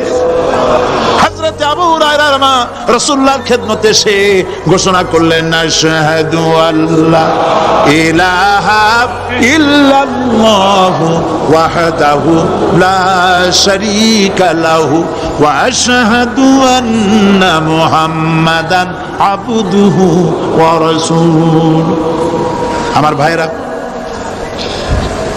আল্লাহ রাব্বুল আলামিন মানুষ সৃষ্টি করে পৃথিবীতে পাঠিয়ে দিলেন, খাবারের ইন্তজাম করলেন, এগুলি সব আল্লাহর পরিচয়।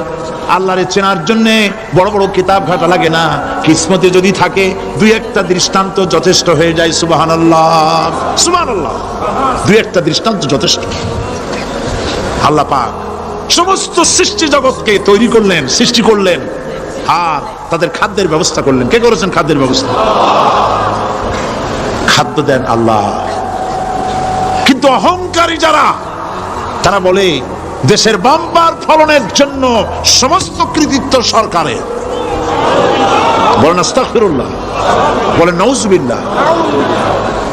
এদের একজন বলছিল 3 বছর কিছু দিবার পারুম না, লোকেরা কয় আমরা না খাইয়া থাকুম, আল্লাহ কয় আমিও দেহুম, কদ্দুর পারো না খাইয়া থাকে। ফসল কে দেন? জোরে বলেন কে দেন? বাম্পার ফসলের ফলনের দাবি সরকার করতে পারে না, এটা কুফরি, এটা শিরক।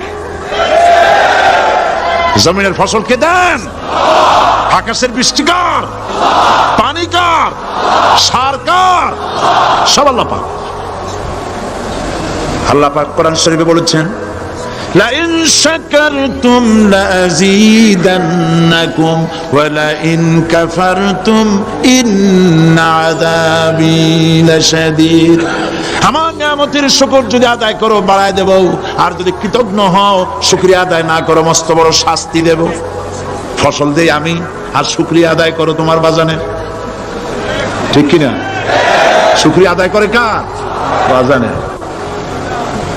একটা লোকের, একটি মানুষের যেই প্রশংসা এই সরকার করলো, বিগত 4.5 বছর ধরে একটা মানুষের যত জিকির করলো, প্রশংসা করলো, ছবি টানাইলো, যদি এতটা জিকির এতটা স্মরণ আল্লাহ রাব্বুল আলামিনের করত, ওদের জন্য আল্লাহর জান্নাতের দরজা খোলা হয়ে যেত। প্রশংসা করবে কার? চিল্লায় বলুন, আল্লাহ পাকের প্রশংসা করো। খেতে দেওয়ার মালিক তিনি। আল্লাহ পাক বলছেন, আল্লাহকে, তার পরিচয় আল্লাহ তুলে ধরেছেন, ওয়ামা মিন দাব্বাতিন ফিল আরদি ইল্লা আলাল্লাহি রিজকুহা। এই পৃথিবীর ভিতরে এমন কোন বিচরণশীল জীব নাই যার রিস্কের দায়িত্ব আমি আল্লাহ গ্রহণ করি নাই। সুবহানাল্লাহ বলবেন না? রিস্কের দায়িত্ব কার হাতে? আচ্ছা দেখুন তো, পৃথিবীর সমস্ত সরকারের কাছে বিভিন্ন মন্ত্রণালয় আছে না? খাদ্য মন্ত্রণালয় বলে কোনো মন্ত্রণালয় আছে কিনা? আছে। খালি কয় খামু আর খামু। খাদ্য মন্ত্রণালয় আছে, থাকার পরেও মানুষ না খাইয়া মরে, ঠিক কিনা? এবার একটু তাকান তো, জ্ঞানের চক্ষু দিয়া তাকান, ফরেস্ট এরিয়া বাঘ আছে কিনা? নাই। সিংহ আছে কিনা? গন্ডার আছে কিনা? হাতি আছে কিনা? বিশাল বিশাল প্রাণী আছে কিনা? জঙ্গলে ছোট্ট প্রাণী থেকে, পোকা থেকে শুরু করে গন্ডার পর্যন্ত, টুনটুনি পাখি দিয়ে শুরু করে ঈগল পাখি পর্যন্ত, নদীর ভিতরে ছোট্ট চুনো পুঁটি থেকে শুরু করে তিমি মাছ পর্যন্ত। প্রাণী তত্ত্ববিদরা বলেছেন, সমুদ্রের ভিতরে এমন এমন বড় বড় তিমি আছে যে একটা তিমির ওজন 5000 টন পর্যন্ত হয়ে যায়। 5000 টন তিমিটার ওজন। এ যখন বাচ্চা হয়, তখন বাচ্চার দৈনিক দুধ লাগে 50 থেকে 60 মণ পর্যন্ত। কে ব্যবস্থা করে? রুহান ফেরেশতা। তো ওর মা যেমন বাচ্চা হতো সেরকম হবে, ঠিক কিনা? কে দেয় খাবার? এবার দেখেন তো, আপনার দেশের এই জঙ্গলে কত হাতি আছে। হাতিরা মিছিল করে আসছে যে আল্লাহ আমাদের এখন আর খাইতে রেতে দিতে পারে না, বাংলাদেশের গভর্নমেন্ট কিছু দাও আসছে না, খাইয়া ক্ষুধার জ্বালায় হাতি মরেছে, বাঘ মরেছে, সিংহ মরেছে, এর কোনো দৃষ্টান্ত আছে? ক্ষুধার জ্বালায় আকাশের উড়ন্ত পাখিরা ছটফট করে মারা গেছে, দৃষ্টান্ত আছে? নদীর মাছেরা ক্ষুধার জ্বালায় ভেসে উঠেছে, না খাইয়া মরে গেছে, দৃষ্টান্ত আছে? মহান আল্লাহ রাব্বুল আলামিন কোরআন শরীফের ভিতরে বলেছেন, অনেক প্রাণী এমন আছে যারা তাদের খাদ্যকে সঞ্চয় করে না, খাদ্যকে জমা করে না, আহরণ করে না। সকালবেলায় একটা খাবার খেলো, দুপুরে কি খাবে তার জানা নাই। শকুন পৃথিবীর মাটি থেকে 3 মাইল উপরে ওড়ে, তার চোখকে আল্লাহ পাক এত তীক্ষ্ণ বানিয়ে দিয়েছেন, এই চট্টগ্রামের কোথায় মরা গরু আছে 3 মাইল উপর দিয়ে দেখতে পায়? সুবহানাল্লাহ বলতে ইচ্ছে করেন। এই প্রাণীগুলি খাবারগুলি কোনো গভর্নমেন্ট জোগাড় করে রাখে নাই, আল্লাহ পাক বলেন সবার খাবার আমি দেই। সকালবেলায় সমস্ত প্রাণীগুলি, মহাশূন্যে পাখি, পানির ভিতরে মৎস্যরাজি, জঙ্গলের ভিতরে হিংস্র প্রাণী, পোকামাকড় থেকে শুরু করে সবগুলো খালি পেটে সব বেরিয়ে যায়, কারো কোনো খাবারের মজুদ নাই। সন্ধ্যা হতে না হতে সমস্ত প্রাণীগুলির পেট ভরাইয়া আমি আবার যার যার ঘরে বেরায় দেই। ওয়ামা মিন দাব্বাতিন ফিল আরদি ইল্লা আলাল্লাহি রিজকুহা। সমস্ত প্রাণীর রিজকের দায়িত্ব আমি আল্লাহর হাতে। কে দেয় রিজক? জোরে বলুন, কে দেন? আল্লাহ পাক। কি খাবেন সব আল্লাহ জোগাড় করে দিয়েছেন। তরি তরকারি জোগাড় করেছেন, মাছ জোগাড় করেছেন, চাউল দিয়েছেন, খাবার দিয়েছেন, গোশত দিয়েছেন, সব দিয়ে দিয়েছেন। আল্লাহ রাব্বুল আলামিন সমস্ত জিনিস দিয়ে মানুষকে আল্লাহ পাক তার জন্য আল্লাহ সব করেছেন। খালাকালাকুম মা ফিল আরদি জামিআ। এই পৃথিবীতে যা তৈরি করেছেন সব তোমার জন্য। এ হচ্ছে আমার আল্লাহ, এ হচ্ছে আমার কে? আল্লাহ। সে আল্লাহ পাক বলছেন, আল্লাহর পরিচয় তিনি স্রষ্টা, তিনি রিজেক দাতা। এবার আইন দাতা কে? আইন দাতা কে? আরো জোরে বলুন। আইন দাতা আল্লাহ হচ্ছে আল্লাহর পরিচয়। ইনিল হুকমু ইল্লা লিল্লাহ আলা লাহুল খালকু ওয়াল আমর। সৃষ্টি যার, আইন চলবে তার। আমার দেশে আল্লাহর আইন চলছে? আমাদের দেশের কল কারখানা, ক্ষেত খামার, অফিস আদালত আল্লাহর আইন অনুযায়ী চলে? চলে না। বরং আল্লাহর আইনকে মুছে ফেলার জন্য, নিজেদের আইন সৃষ্টি করার জন্য প্রচেষ্টা চালানো হচ্ছে। আল্লাহর আইন মানুষের জন্য সব থেকে বেশি উপযোগী, কারণ সৃষ্টি করেছেন কে? বলেন, কে করেছেন? আল্লাহ। প্রত্যেকটি মেশিন আপনি যা কিনবেন, রেডিও হোক, টিভি হোক, যে কোনো যন্ত্র হোক, গাড়ি হোক, তার সাথে একটা লিটারেচার, একটা বই তার সঙ্গে দিয়ে দেওয়া হয়। ওই বইয়ের মধ্যে লেখা থাকে এটা কিভাবে চালানো হবে, অপারেট করা হবে, তার সিস্টেম লেখা থাকে। আপনার ইচ্ছা মতো চালাইলে হবে না। এই মানব গোষ্ঠীকে সৃষ্টি করেছেন। এখন আপনি যদি আপনার আইন মতো চালান, তা কি চলবে? চলবে না। আপনি আপনার আইন মতো চালাচ্ছেন, ভালোভাবে চলতেছে? চলতেছে না। স্বরাষ্ট্রমন্ত্রী বলতেছেন সন্ত্রাসীদেরকে মাটির তলা থেকে খুঁজে বের করা হবে, কিন্তু নাকের উপর দিয়া ব্রিফকেস চুরি হয়ে যায়, উনি তা ধরতে পারেন না। এই হলো আইন। অনাবরত খুন হচ্ছে, অনাবরত সন্ত্রাসী তৎপরতা চলছে, আর ওরা বলছেন আগের থেকে গুলি চলে আসছে, একজনের খুনের বিচার না হইলে এরকম খুন তো হইতেই থাকবে। তাহলে খুনকে, হত্যাকে, সন্ত্রাসকে সরকার জাস্টিফাইড করছে। নাউজুবিল্লাহি মিন যালিক। এই জন্য আইন হতে হবে আল্লাহর। আইন হতে হবে কার? চিল্লায় বলেন, আল্লাহ পাকের আইন হতে হবে। আমি একদিন পার্লামেন্টে বলেছিলাম, আমার দেশের নেতা নেত্রীরা বারবার হজ করতে যান, উমরা করতে যান, সেখান থেকে আসার সময় কি আনেন? আতর, পাথর, সুরমা, আর সুরমা, এই কিছু নিয়ে আসলেন। কিন্তু আমি বলেছি, আপনারা কি কিছু চোখে দেখেন না? পার্লামেন্টে এইভাবে বক্তৃতা করেছি, কিছু চোখে দেখেন না? আমি প্রশ্ন করে আমি আবার জবাব দিচ্ছি, আপনারা যারা হজ করতে যান, উমরা করতে যান, হজের কথাই ধরি, এই হজ করতে যখন যান তখন মুজদালিফায় একটা রাত কাটাইতে হয়। সেটা কোন দিন? ইয়মে আরাফার পরের দিন।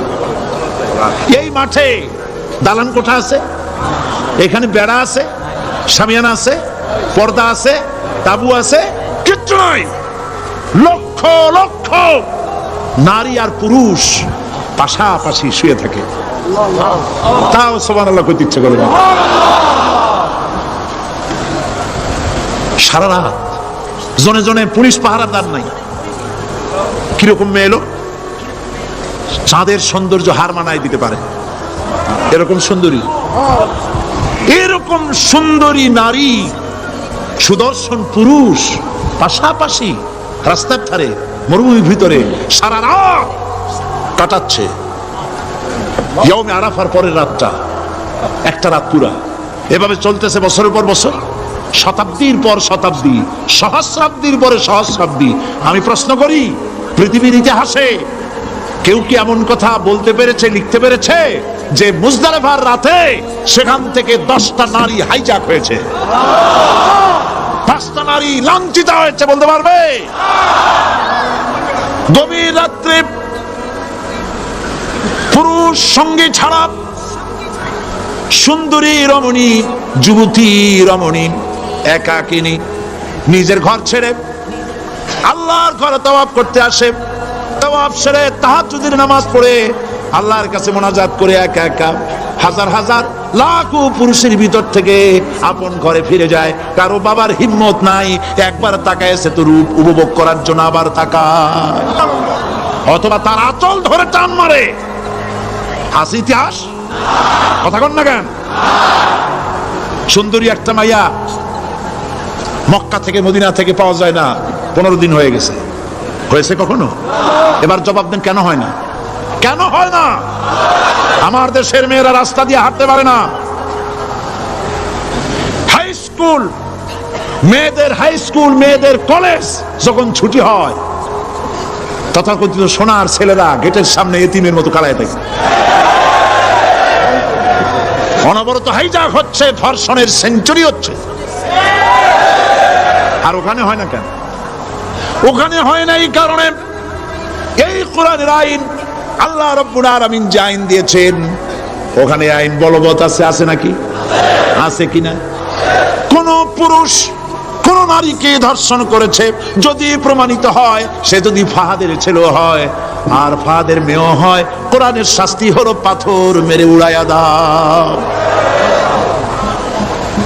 তাকে জানিয়ে দেওয়া হবে রেডিও টিভির মাধ্যমে, জিনাকারের ব্যভিচারীর শাস্তি হবে। চতুর্দিকে হাজারো লোকেরা দাঁড়াবে, হাতে পাথর নিয়ে, পাথর মেরে তাকে তার গোশত হাড্ডি বাতাসের সাথে উড়ায় দেবে। একজন মানুষ আর একজন মানুষকে খুন করলো, এই আসামি ধরা পড়ে গেল, কোরআনের শাস্তি হলো যখন ধরা পড়বে প্রমাণিত হবে, যেমন ভাবে হত্যা করেছে পরেও হত্যা করো। এই দৃশ্য, এই আইন যদি বাংলাদেশে যদি এই আইন চালু হয়ে যেত, খুনের আসামি ধরা পড়েছে, জেনার আসামি প্রকাশ্য ময়দানে এলো, সাক্ষী প্রমাণে কোর্টে প্রমাণিত হলো সত্যি সে খুনি।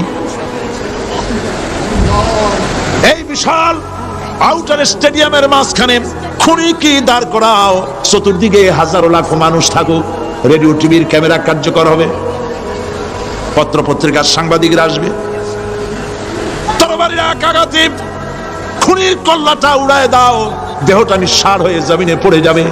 এই দৃশ্য যারা দেখবে স্বচক্ষে, রেডিওতে, পত্র পত্রিকায়, আর 1 বছরের ভেতরে খুন করার হিম্মত কারো কলিজা উঠবে? জেনাকারের পাথর মেরে দেওয়া, পাথর মেরে উড়িয়ে দেওয়ার শাস্তি যদি চোখে কেউ দেখে, জেনা করার পুলক আর জাগবে? এটা নাম আল্লাহর আইন। এই আইন কার? এই আইন কার? এই আইন যতদিন পর্যন্ত বাংলার মানুষের, মুসলমানদের উপরে কার্যকরী না হচ্ছে, এই দেশে কার্যকরী না হবে, ততদিন পর্যন্ত হত্যা, ধর্ষণ, খুন বন্ধ হবে না। বন্ধ হবে? সুতরাং এই আইন হচ্ছে কার? আরো জোরে বলেন, আল্লাহ রাব্বুল আলামিন। মহান আল্লাহ রাব্বুল আলামিনের এই আইন অনুযায়ী যদি দেশ চলে, মানুষ শান্তি পাবে, চুরি বন্ধ হবে, ডাকাতি বন্ধ হবে, জেনা বন্ধ হবে, হত্যা ধর্ষণ বন্ধ হয়ে যাবে।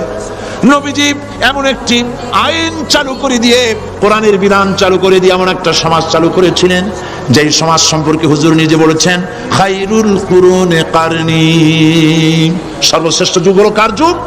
আমার যুগ। সুবহানাল্লাহ বলেন। রাসূলের যুগ হলো সর্বশ্রেষ্ঠ যুগ। সেই কোরআন, সেই হাদিস আজও আছে না নাই? বলেন জোরে, আজও আছে না নাই? সেই কোরআন এবং সুন্নাহ দিয়ে দেশ শাসন হোক, এটা কি আমরা চাই? কারা কারা চাই? দু হাত উঁচু করে দেখা।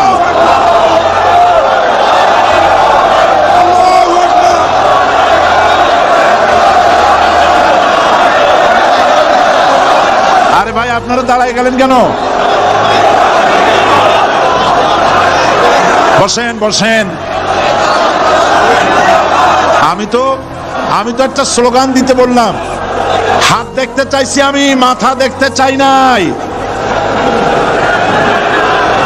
এই সুযোগে কোমরটা সোজা করে নিলেন।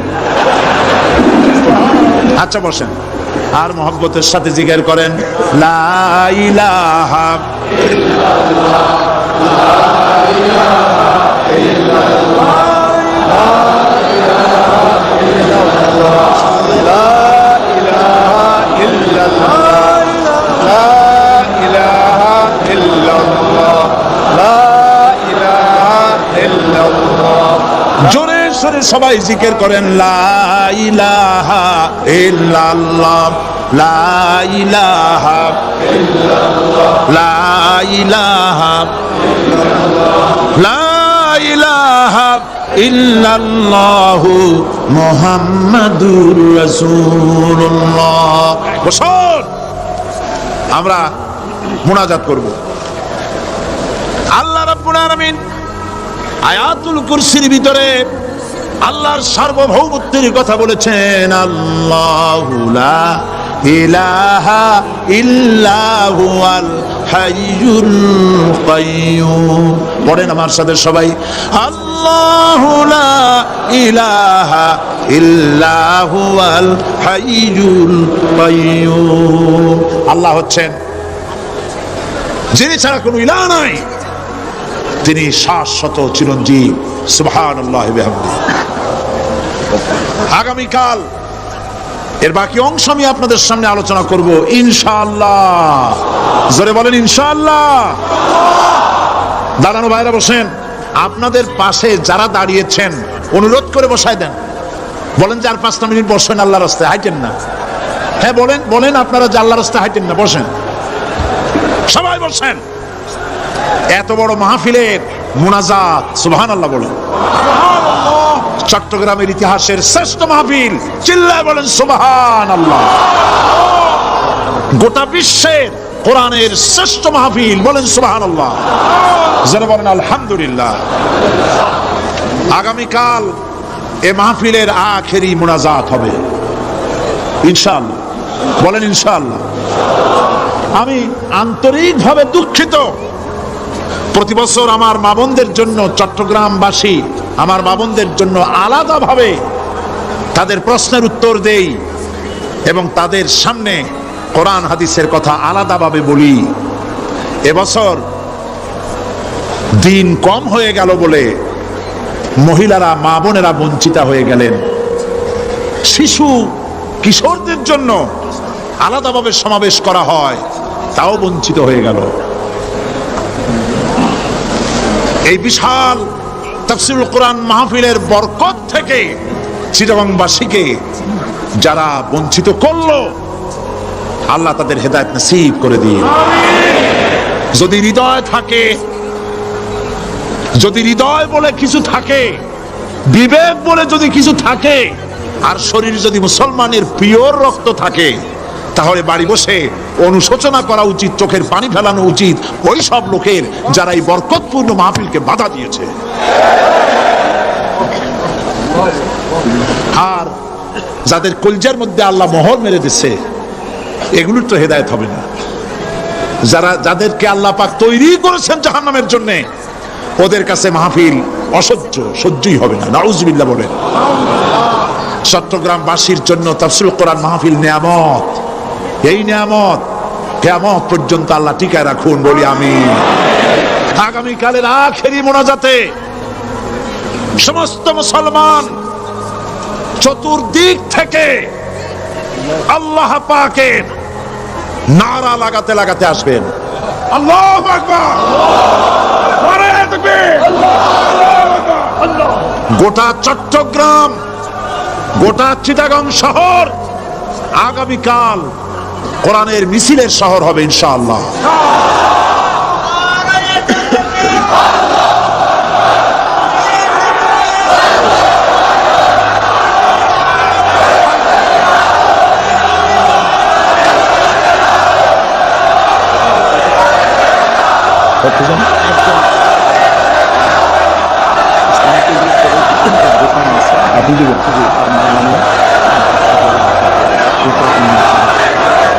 বন্ধুগণ, আজকে কোরআন শরীফের তাফসীর শুনে ইসলামের প্রতি আকৃষ্ট হয়ে 8 জন অমুসলিম ভাই ইসলাম কবুল করার জন্য এসেছে।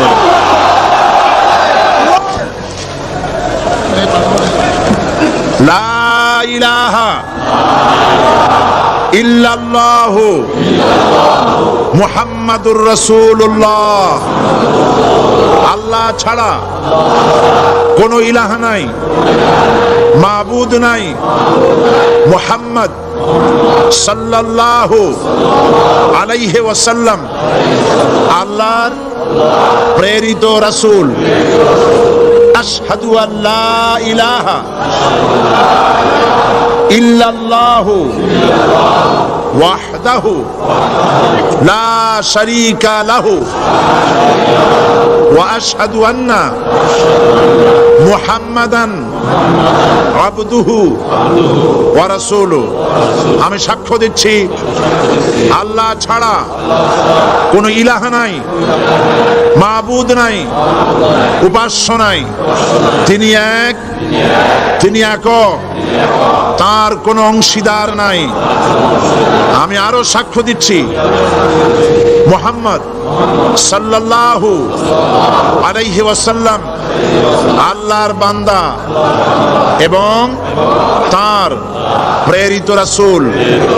সকলকে বলো আসসালামু আলাইকুম। আপনারা সবাই জবাব দেন। আজ গতকালের 7, আজকের 9। আলহামদুলিল্লাহ, আমাদের এই ভাইরা এখন নিষ্পাপ বেগুনা। আমাদের এই নবাগত ইসলামে দীক্ষিত নিষ্পাপ মুসলমানদের সাথে আমি আপনাদের পক্ষ থেকে আলিঙ্গন করছি।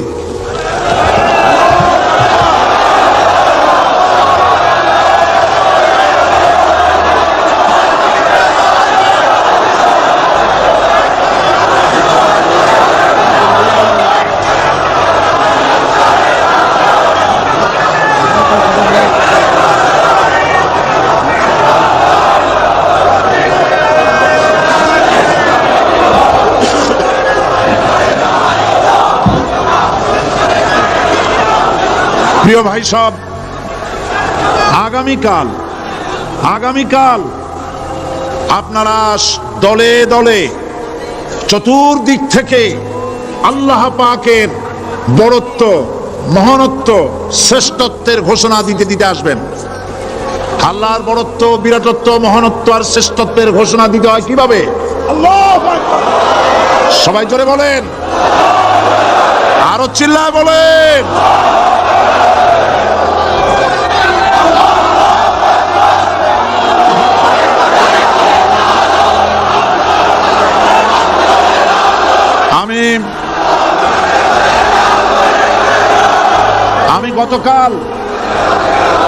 আমি গতকাল এই মাহফিলে পুলিশ প্রশাসনকে অনুরোধ করেছিলাম, আজকের মাগরিবের নামাজের মধ্যে 40 জন নিরপরাধ কোরআন পাগল মুসলমানদেরকে জেল থেকে মুক্তি দেওয়ার জন্য। আপনারা তামসা মনে করবেন না, পুলিশ কমিশনার সাহেব, মুসলমানদের ঈমান নিয়ে আগুন নিয়ে খেলা করবেন না। রাজশাহী এবং চট্টগ্রাম এক জিনিস নয়। আপনি রাজশাহীকে নির্যাতন করে এসেছেন, আমাদের কাছে সে হিসাব আছে। আপনি চট্টগ্রামের যদি এই মুসলমান ছেড়ে না দেন, আপনার মৃত্যু হবে, পাগল হয়ে মরবে।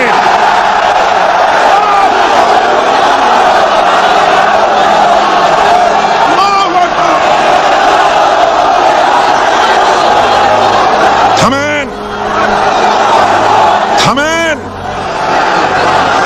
আল্লাহর গজবকে ভয় করেন পুলিশ কমিশনার, আল্লাহর গজবকে ভয় করুন। এই লক্ষ লক্ষ জনতা আপনার গজবের মৃত্যু কামনা করে। আপনি যদি কালকের জুমার আগে 40 জন ছেড়ে না দেন, এই মাহফিল থেকে এমন কঠোর কর্মসূচি ঘোষণা করা হবে, গোটা চট্টগ্রাম অচল হয়ে যাবে।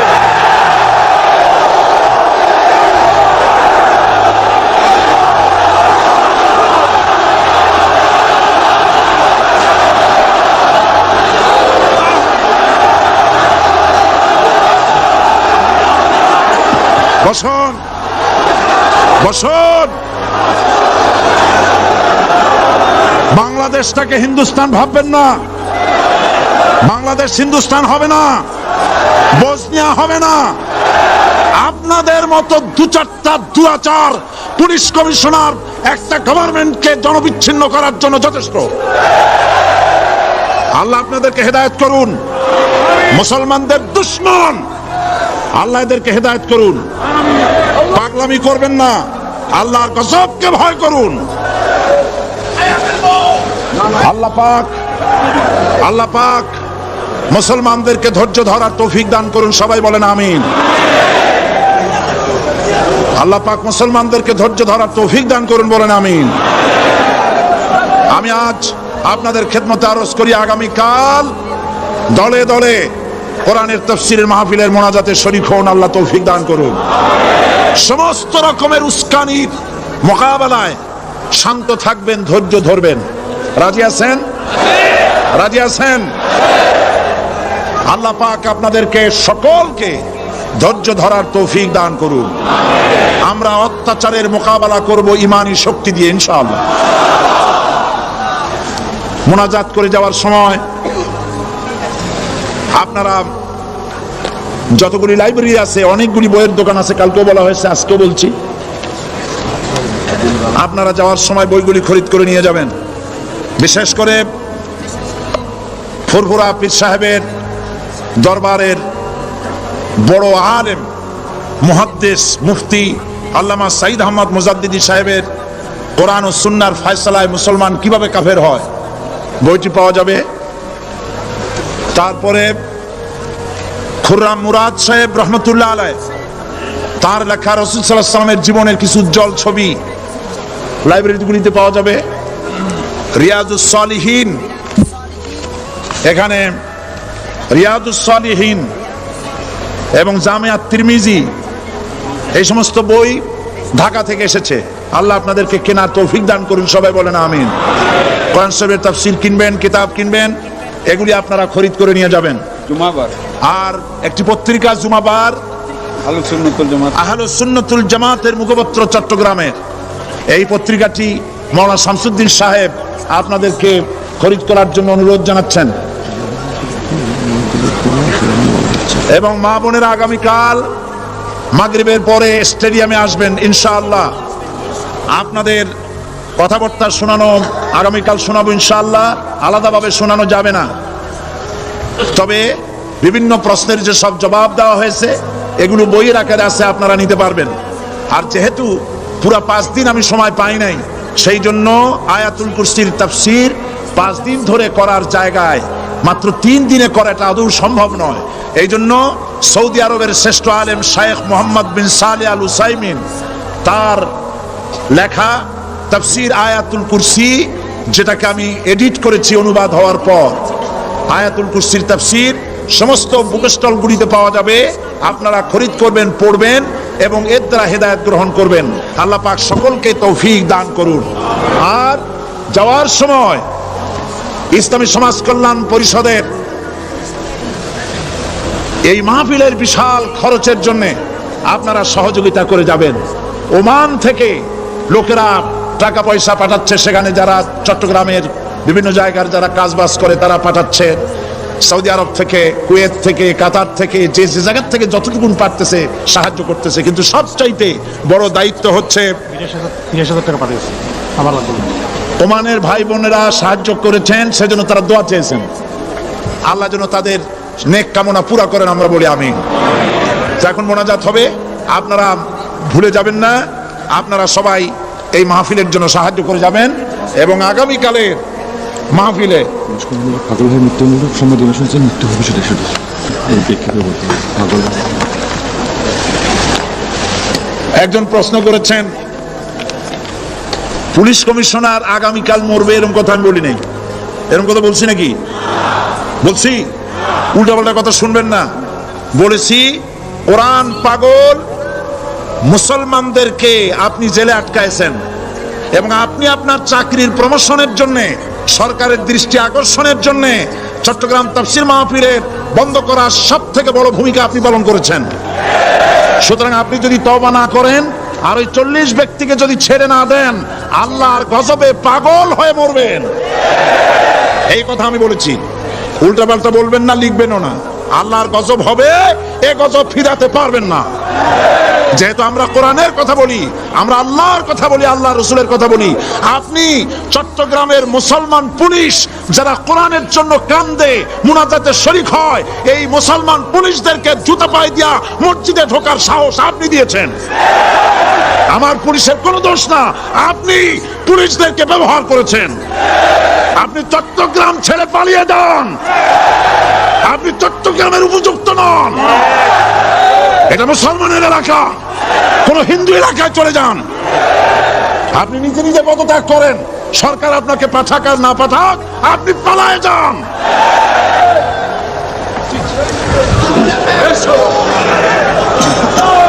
আল্লাহুম্মা আমিন। ربنا ظلمنا أنفسنا وإن لم تغفر لنا وترحمنا لنكونن من الخاسرين। হায় আল্লাহ তাআলা, লক্ষ লক্ষ মুসলমান নরনারী দীর্ঘক্ষণ ধরে কোরআনের কথা আমরা শুনেছি। আল্লাহ তুমি দয়া করে মেহেরবানি করে আমাদের জিন্দেগির গুনাহ মাফ করে দাও রব্বুল আলামিন। আমাদের মা বাপ যারা কবরে শুয়ে আছেন, কবরগুলি কি জান্নাতের টুকরা বানায় দাও। হায় আল্লাহ তাআলা, কোরআনের মাহফিলে যারা বাধা দেয়, কোরআন শুনতে যারা বাধা দেয়, কোরআনের মাহফিলে যারা 144 দ্বারা জারি করে, কোরআনের পাগল মুসলমানদেরকে মসজিদে ঢুকে যারা পিটায়, আল্লাহ কোরআন শুনবে বলে জেলখানার ভিতরে আটকায় রাখে, আল্লাহ আজকে বলতেছি তাদেরকে তুমি হেদায়েত নসিব করে দাও। আজকে দোয়া করি তাদেরকে হেদায়েত নসিব করে দাও। আল্লাহ তাদের কঠিন কঠিন পাথরের মতো কলিজাকে আল্লাহ তুমি নরম বানায় দাও। মুসলমানদেরকে মহব্বত করার মতো তৌফিক দান করে দাও। পুলিশের সাথে, প্রশাসনের সাথে আমাদের কোনো শত্রুতা নাই। আল্লাহ তুমি দয়া করে মেহেরবানি করে তাদের মন নরম করে দাও। আল্লাহ তুমি দয়া করে চট্টগ্রামের পরিস্থিতি তুমি ঠান্ডা বানায় দাও রব্বুল আলামিন। কোরআনের বরকতে সমস্ত মানুষকে ধৈর্য ধরার তৌফিক দিয়ে দাও। আগামী কালকের মাহফিল এই মাঠে আল্লাহ তুমি তোমার বান্দা বান্দীদেরকে তুফানের মতো সব জড়ো করে দাও রব্বুল আলামিন। কোরআনের সাথে যারা বেয়াদবি করে তুমি তাদেরকে হেদায়েত নসিব করে দাও রব্বুল আলামিন। আর একটা দোয়া করি, এই দেশে মুসলমানদের কথা, ইসলামের কথা, তাওহীদের কথা, স্বাধীনতার কথা, অখণ্ডত্বের কথা সাহস ভরে যে পত্রিকাটি বলে তার নাম ইনকিলাব, এই ইনকিলাবের ভিতরে বিরুদ্ধে ষড়যন্ত্র করে গ্রেফতারি পরোয়ানা জারি করতেছে তাদেরকে ধ্বংস করার জন্য, পত্রিকা বন্ধ করার জন্য। আল্লাহ তুমি এই জালিম সরকারকে হেদায়েত নসিব করে দাও। আল্লাহ জালিমদেরকে হেদায়েত নসিব করে দাও। মুসলমানদের ঈমান নিয়ে যেন খেলা করতে না পারে আল্লাহ তুমি তাদের কলিজায় মৃত্যুর ভয় ঢুকায় দাও, জাহান্নামের আগুনের ভয় ঢুকায় দাও। আল্লাহ তাআলা আগামী কালকের মাহফিল তুমি কামিয়াব করে দিও। আমাদের সাথে যারা শত্রুতা করে আল্লাহ তাদের দিলকে তুমি নরম বানায় দাও, তাদেরকে আমাদের বন্ধু বানায় দাও। রব্বানা তাকাব্বাল মিন্না ইন্নাকা আনতাস সামিউল আলিম ওয়া তুব আলাইনা ইন্নাকা আনতাত তাওয়াবুর রহিম। সুবহানা রাব্বিকা রাব্বিল ইজ্জাতি আম্মা ইয়াসিফুন ওয়া সালামুন আলাল মুরসালিন ওয়ালহামদুলিল্লাহি রাব্বিল আলামিন। ওয়াজআল আখিরা কালিমাতিনা ইনদাল মাউত লা ইলাহা ইল্লাল্লাহু মুহাম্মাদুর রাসূলুল্লাহ। সবকিছু জানা সত্ত্বেও ওই ফেরেশতাদেরকে প্রশ্ন করেন, ফেরেশতারা এই লোকগুলি এখানে বসে আছে কেন, তারা কি বলছে? ফেরেশতারা বলে, রব্বুল আলামিন তোমার এই বান্দাগুলি তোমার বিরাটত্ব, তোমার মহানত্ব বর্ণনা করছে, তোমার পবিত্রতা ঘোষণা করছে, তোমার শুকরিয়া আদায় করতেছে, জিকির আজগার করতেছে। আল্লাহ পাক প্রশ্ন করেন, ও ফেরেশতারা তারা কি আমাকে দেখেছে নাকি? ফেরেশতারা জবাব দেন, না রব্বুল আলামিন তোমাকে তারা দেখে নাই। আল্লাহ পাক বলেন, যদি আমাদের তারা দেখতো তাহলে কি হতো? ফেরেশতারা বলেন, রব্বুল আলামিন তোমার বান্দাগুলি তোমাকে পাওয়ার জন্য আরো বেশি জিকির করত, আরো বেশি ফিকির করত, আরো বেশি প্রশংসা করত, আরো বেশি তাসবিহ করত। আল্লাহ পাক প্রশ্ন করেন, ও ফেরেশতারা আমার এই বান্দাগুলি আমার কাছে কি চায়? ফেরেশতারা বলে, রব্বুল আলামিন তোমার বান্দাগুলি তোমার কাছে জান্নাত কামনা করে, বেহেশত চায়। আল্লাহ পাক বলেন, ফেরেশতারা তারা কি আমার বেহেশত দেখেছে? ফেরেশতারা বলেন, আয় আল্লাহ তোমার জাতের কসম তারা তোমার জান্নাত দেখে নাই। আল্লাহ পাক প্রশ্ন করেন, যদি তা দেখতো তাহলে কি হতো? ফেরেশতারা বলে, রব্বুল আলামিন তাহলে ওই জান্নাত পাওয়ার জন্য তারা প্রতিযোগিতা করত। আল্লাহ পাক এরপরে প্রশ্ন করেন, ফেরেশতারা আমার এই বান্দাগুলি কিসের থেকে আমার কাছে আশ্রয় চায়, কান্দে কেন? ফেরেশতারা বলেন, রব্বুল আলামিন তোমার বান্দারা তোমার জাহান্নামের আগুন থেকে মুক্তি চায়। আল্লাহ পাক প্রশ্ন করেন, ও আমার ফেরেশতারা তারা কি আমার জাহান্নাম দেখেছে নাকি? ফেরেশতারা বলে, রব্বুল আলামিন তোমার জাতির কসম করে বলি ওরা তোমার জাহান্নাম দেখে নাই। আল্লাহ পাক বলেন, যদি তা দেখতো তাহলে কি হতো? ফেরেশতারা বলে, রব্বুল আলামিন তোমার জাহান্নাম দেখলে তারা এই জাহান্নাম থেকে বেশি করে ভাগত, এই জাহান্নাম থেকে পানা চাওয়ার জন্য, পরিত্রাণ পাওয়ার জন্য আরো বেশি করে কাঁদত। আল্লাহ পাক বলেন, ও আমার ফেরেশতারা আমার এই বান্দাগুলি আমাকে দেখে নাই, আমার বেহেশত দেখে নাই, আমার দোজখ দেখে নাই। না দেখে কোরআন হাদিসের কথা বিশ্বাস করে এভাবে কাঁদতেছে।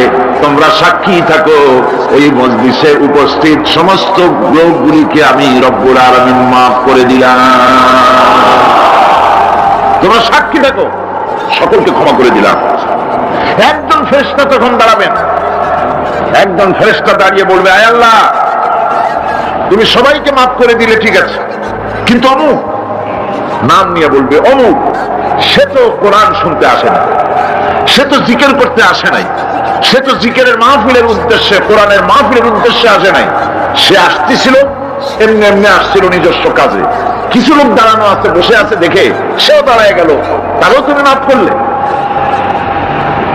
বুখারী শরীফের হাদিসের মধ্যে লেখা রয়েছে, নবীজি বলছেন, আল্লাহ রাব্বুল আলামিন সঙ্গে সঙ্গে ঘোষণা করেন, ফেরেশতারা শুনে রাখো, এই মাহফিল সমূহে, আমার জিকিরের মাহফিলে, আমার কোরআনের মাহফিলে যারা আসে কোনদিন তারা হতভাগ্য হয় না, কোনদিন হতভাগ্য হয় না। যারাই আসে সকলকে ক্ষমা করে দেওয়া হয়। সুবহানাল্লাহ। যাই কিছু করেন না কেন ভয় পাওয়ার কারণ নাই, নিরাশ হওয়ার কোনো দরকার নাই। আল্লাহ পাক ডেকে বলেছেন, কুল ইয়া ইবাদিয়াল্লাযীনা আসরাফু আলা আনফুসিহিম লা তাকনাতু মির রাহমাতিল্লাহ। আরে আমার আল্লাহর মতো এত ভালো আর কেউ আছে? এত দরদ আর কারো আছে? আমার আল্লাহ বলেন, ও নবী আপনি শুনায় দেন, হে আল্লাহর বান্দারা, তোমরা যারা নিজেদের উপরে বাড়াবাড়ি করেছো, নিজেদের উপরে জুলুম করেছো, অত্যাচার করেছো, আমি আল্লাহর রহমত থেকে নিরাশ হয়ে যেও না। মানুষ যদি অপরাধ করে, বাপের সাথে অপরাধ করেছে, মায়ের সাথে অপরাধ করেছে, মা বাবা সন্তানের চাইতে এত বড় কল্যাণকামী তো আর কেউ নাই, কিন্তু মা বাবা কোনোদিন বলে না আয় আমার ছেলে তোরে মাফ করে দেই, এরকম বলে নাকি? মন চায় ছেলে যদি মাপ চাইতো খুশি হয়ে মাফ করে দিতাম, কিন্তু কেন যে আসে না, ডাকে না যে আয় মাফ করে দেই। মা বাবা আপনাকে এত ভালোবাসে, সেই মা বাপও আপনাকে বলে না যে আয় মাফ করে দেই। আমার আল্লাহ হচ্ছেন এমন আল্লাহ, আল্লাহ রাব্বুল আলামিন ডাকেন, এ বান্দা খুন করেছিস ফিরে আয়, জিনা করেছিস ফিরে আয়, হত্যা করেছিস ফিরে আয়, চুরি করেছিস ফিরে আয়, কুফরি করেছিস ফিরে আয়, সুদ খেয়েছিস, ঘুষ খেয়েছিস, মদ খেয়েছিস ফিরে আয়, এসে আমার দরবারে চোখের পানি ফেল, আমার দরবারে কাঁদাকাটি কর। ইন্নাল্লাহা ইয়াগফিরুয যুনুবা জামিআ ইন্নাহু হুয়াল গফুরুর রহিম। আমার দরবারে চোখের পানি ফেলে কাঁদ, আমি রব্বুল আলামিন জিন্দেগীর গুনাহ মাফ করে দেব। সুবহানাল্লাহ কর, সুবহানাল্লাহ কর। আমার কাছে কান, চোখের পানি ভাব। আল্লাহ রাব্বুল আলামিনের কাছে বান্দার দুইটা ফোঁটা বেশি প্রিয়। একটা হলো জিহাদের ময়দানে যে রক্ত ফোঁটা দেওয়া হয়, এটা আল্লাহর কাছে প্রিয়। আর আল্লাহর ভয়তে গুনার জন্য লজ্জা করে অনুশোচনা করে বান্দা যখন চোখের পানি ছেড়ে দেয়, আল্লাহর কাছে এটা অত্যন্ত প্রিয়। নবীজি বলেছেন, বান্দা যখন গুনার ভয়তে, আল্লাহর ভয়তে, জাহান্নামের ভয়তে অনুশোচনা করে যখন চোখ দিয়া পানি ছেড়ে দেয়, ওই চোখের পানি নাকের অর্ধেক আসতে না আসতে আল্লাহ রাব্বুল আলামিন বান্দারে মাফ করে দেয়। আল্লাহ বরদাস্ত করতে পারেন না যে বান্দা কান্দু। আমার ভাইরা, আল্লাহ রহমত এই পৃথিবীতে, আল্লাহ রহমতকে 100 ভাগ করা হয়েছে। আল্লাহ রহমতের কত ভাগ? এই 100 ভাগের 1 ভাগ সারা পৃথিবীতে ছড়াই দেওয়া হয়েছে। আর 99 ভাগ কার কাছে? আল্লাহর কাছে। একটা ভাগ দুনিয়া ছড়ানো হয়েছে আদম আলাইহিস সালাম থেকে নিয়ে এই পর্যন্ত, এখান থেকে নিয়ে কিয়ামত পর্যন্ত পৃথিবীতে যত মানুষ আসবে, যত প্রাণী আসবে, তাদের মধ্যে প্রাণী জগতেও গাবি তার বাছুরকে ভালোবাসে ঠিক কিনা, হাতি তার বাচ্চাকে ভালোবাসে ঠিক কিনা, মুরগি তার বাচ্চাকে ভালোবাসে কিনা, প্রত্যেক মাই তার সন্তানকে ভালোবাসে মানুষের মতো। এই ভালোবাসা, স্নেহ, এই মমতা, এই করুণা, এই মহব্বত একটা ভাগ দুনিয়ায় দেওয়ার পর আপনি আর আমি যতটুকুন ভাগে পেয়েছি, সেই মহব্বতে, স্ত্রীর মহব্বতে অস্থির, মায়ের মহব্বতে অস্থির, সন্তানের মহব্বতে অস্থির। এখন চিন্তা করেন, একটা ভাগ সারা পৃথিবীতে বিতরণ করার পর যেটুক পেয়েছি, তাতে যদি এত মহব্বত হয়, তাহলে এর 99 ভাগ মহব্বত যে আল্লাহর কাছে জমা আছে, এই বান্দার জন্য তার কত মহব্বত, এই বান্দার জন্য কত করুণা, কত মহব্বত, কত দয়া। এই জন্য আল্লাহ রাব্বুল আলামিন বলেছেন, নাব্বি ইবাদি আন্নী আনাল গফুরুর রহিম। আমার নবী সুসংবাদ দিয়ে দাও, বান্দাদেরকে শোনায় দাও যে আমি আল্লাহ তাআলা ক্ষমাশীল আর দয়াবান। হুজুর কাঁদতেছিলেন, হযরত ওমর রাদিয়াল্লাহু তাআলা আনহু এসে দেখেন হুজুর একা কাঁদতেছে। হুজুর জিজ্ঞেস করছেন, হযরত ওমর জিজ্ঞেস করলেন, হুজুর আপনি কাঁদেন কেন একা একা? হযরত ওমর বলেন, আমি যখন প্রশ্ন করলাম, নবীজি বললেন, আমার কাছে কিছু আগে জিবরাইল এসেছিলেন। জিবরাইল এসে আমাকে বললেন, আল্লাহ পাক বলেছেন, হে আমার নবী, ইসলামের ভিতরে থেকে যে সমস্ত মানুষগুলো ইসলামের ভিতরে থেকে চুল আর দাড়ি পাকায় দিছে, কিয়ামতের দিন এই লোকগুলারে আমি শাস্তি দিতে আমার শরম হবে। হযরত ওমর বলেন, হুজুর উম্মতের জন্য কত বড় খুশ খবর এটা, আর আপনি কাঁদতেছেন। হুজুর বলেন, ওমর তুমি জানো না, আমার কান্নার কারণ ভিন্ন। আমার কান্নার কারণ হলো যে আল্লাহ রাব্বুল আলামিন কিয়ামতের দিন দাড়ি চুল পাকা বান্দারে শাস্তি দিতে শরম করবেন। সেই দাড়ি চুল পাকা বান্দাগুলি আল্লাহর সাথে নাফরমানি করতে শরম করে না। আমি এই লজ্জায় কাঁদতেছি। ভাইরা, হুজুর আল্লাহ পাক বলেন, ও আমার নবী, রাতের আধারে যখন একটা বুড়া আমার দরবারে হাত উঁচু করে, একটা বুড়া মানুষ রাতের আধারে যখন আমার দরবারে হাত উঁচু করে আর যখন বলতে থাকে রব্বুল আলামিন, আমার পেছনের জীবনটা বড় খারাপ করেছি, এমন কোন কাজ জীবনে করি নাই যা তোমার কাছে কিছু দাবি করতে পারি, সব রকমের নাফরমানি করেছি, আজ আমি বুড়া হয়ে গেছি, কামাই করতে পারি না, ছেলে আমাকে চোখে দেখতে পারে না, পুত্রবধূ আমাকে ঘরে জায়গা দেয় না, আমার স্ত্রী আমাকে দেখতে পারে না, রোজগার করতে পারি না, হাঁটতে পারি না, চলতে পারি না, সবার কাছে আমি তিতা হয়ে গেছি, আমি দাঁড়াতে পারি না, কোমরে ব্যথা পাই, হাঁটুতে ব্যথা পাই, চলতে পারি না, কানে শুনতে পাই না, চোখে দেখতে পারি না, আর তোমার কাছে কিছু চাইয়া নেব এমন ভালো কাজও করি নাই। এইভাবে যখন বান্দা কাঁদতে থাকে আমার দরবারে, ও আমার হাবিব আমার রহমতের দরিয়ায় জোশ মেরে যায়, আমার শরম হয় এই বুড়াটারে কেমনে খালি হাতে ফিরাইয়া দেই। সুবহানাল্লাহ, সুবহানাল্লাহ। আমার আল্লাহর এত দয়া, আমার আল্লাহর এত মায়া, এত মহব্বত।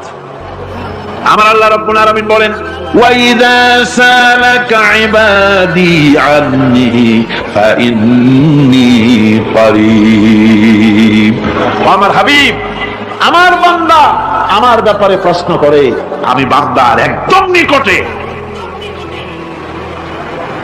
কোরআন শরীফের ভিতরে যত জায়গায় রাসূলকে বলা হয়েছে সুয়ালের কথা, আপনাকে প্রশ্ন করা হয়, আল্লাহ তার জবাব কুল এই কথা বলে জবাব দিয়েছেন। যত জায়গায় সুয়াল এসেছে, যেমন কোরআনে কারীমের মধ্যে আল্লাহ পাক বলেন, ওয়ায়াসআলুনাকা আনিল মাহিদ, মেয়েদের হায়েজ সম্পর্কে জিজ্ঞাসা করা হয়, কুল হিয়া আযা, হে নবী আপনি বলুন। এভাবে করে কুল দিয়ে জবাব দেওয়া হচ্ছে। আবার প্রশ্ন করা হচ্ছে, ওয়ায়াসআলুনাকা আনিল আনফাল, এই গনিমতের মাল সম্পর্কে হুজুর আপনাকে, হে নবী আপনাকে প্রশ্ন করা হয়। আল্লাহ কুল দিয়া জবাব দিলেন, আল্লাহ বলেন আপনি বলেন। ওয়ায়াসআলুনাকা আনিল খামরি ওয়াল মাইসির, আল্লাহ পাক বলেন নবী আপনারে প্রশ্ন করা হয়, কুল ফীহিমা ইসমুন কাবীর, আল্লাহ কুল দিয়া বললেন তুমি বলো। আবার বলা হলো, ওয়ায়াসআলুনাকা আনিল আহিল্লা কুল হিয়া মাওয়াকিতু লিন্নাস, ও নবী আপনাকে প্রশ্ন করা হয় চাঁদের ক্রমবর্ধমান এবং ক্রমহ্রাস, এই যে বাড়ে আর কমে, পূর্ণিমা হয় অমাবস্যা হয়, কেন হয় আপনি বলুন। কুল, আপনি বলেন এটা আমি অর্থ এবং সময়, বছর আর দিন গণনা করার জন্য পৃথিবীবাসীদের জন্য বিনা পয়সায় একটা ক্যালেন্ডার বানাইয়া আকাশে ঝুলাই রেখেছি। এভাবে যত জায়গায় এসেছে আপনাকে প্রশ্ন করা হয়, কত জায়গায় আল্লাহ জবাব দিয়েছেন কুল আপনি বলেন। গোটা কোরআন শরীফের ভিতরে এই একটি মাত্র জায়গা যেখানে বলা হয়েছে আপনাকে প্রশ্ন করা হয়, আল্লাহ এখানে বলতে পারতেন কুল আপনি বলেন, আল্লাহ তোমাদের নিকটবর্তী, এভাবে জবাব হয় নাই। এটা কায়দাটা হলো এই, আল্লাহ বলতেছেন ওয়াইজা সালাকা ইবাদি, ও আমার নবী প্রশ্ন তো আমার বান্দারা আমার ব্যাপারে করেছে, এবার আপনার জবাবের কোনো দরকার নাই, প্রশ্ন আমার ব্যাপারে, আমি নিজে জবাব দিয়ে দেই, ফাইন্নী করিব। ও বান্দা আমার ব্যাপারে প্রশ্ন করেছিস, জবাব আমি দেই, আমি তো সবচাইতে বেশি নিকটে। সুবহানাল্লাহ, কত নিকটে? ওয়ানাহনু আকরাবু ইলাইহি মিন হাবলিল ওয়ারিদ, তোর যে রব এই শাহরগের চাইতেও আমি তোর বেশি কাছে। সুবহানাল্লাহ, আমার ডাক, আমার ডাক কলিজা দিয়া ডাক, অন্তর দিয়া ডাক। মনের থেকে মানুষ যদি ডাকে, মুখের ডাক আর মনের ডাক এক জিনিস নয়। দিল সে জুবাত নিকলতি হ্যায়, আসর রখতি হ্যায়, पर नहीं मगर ताकते परवाज रखती है।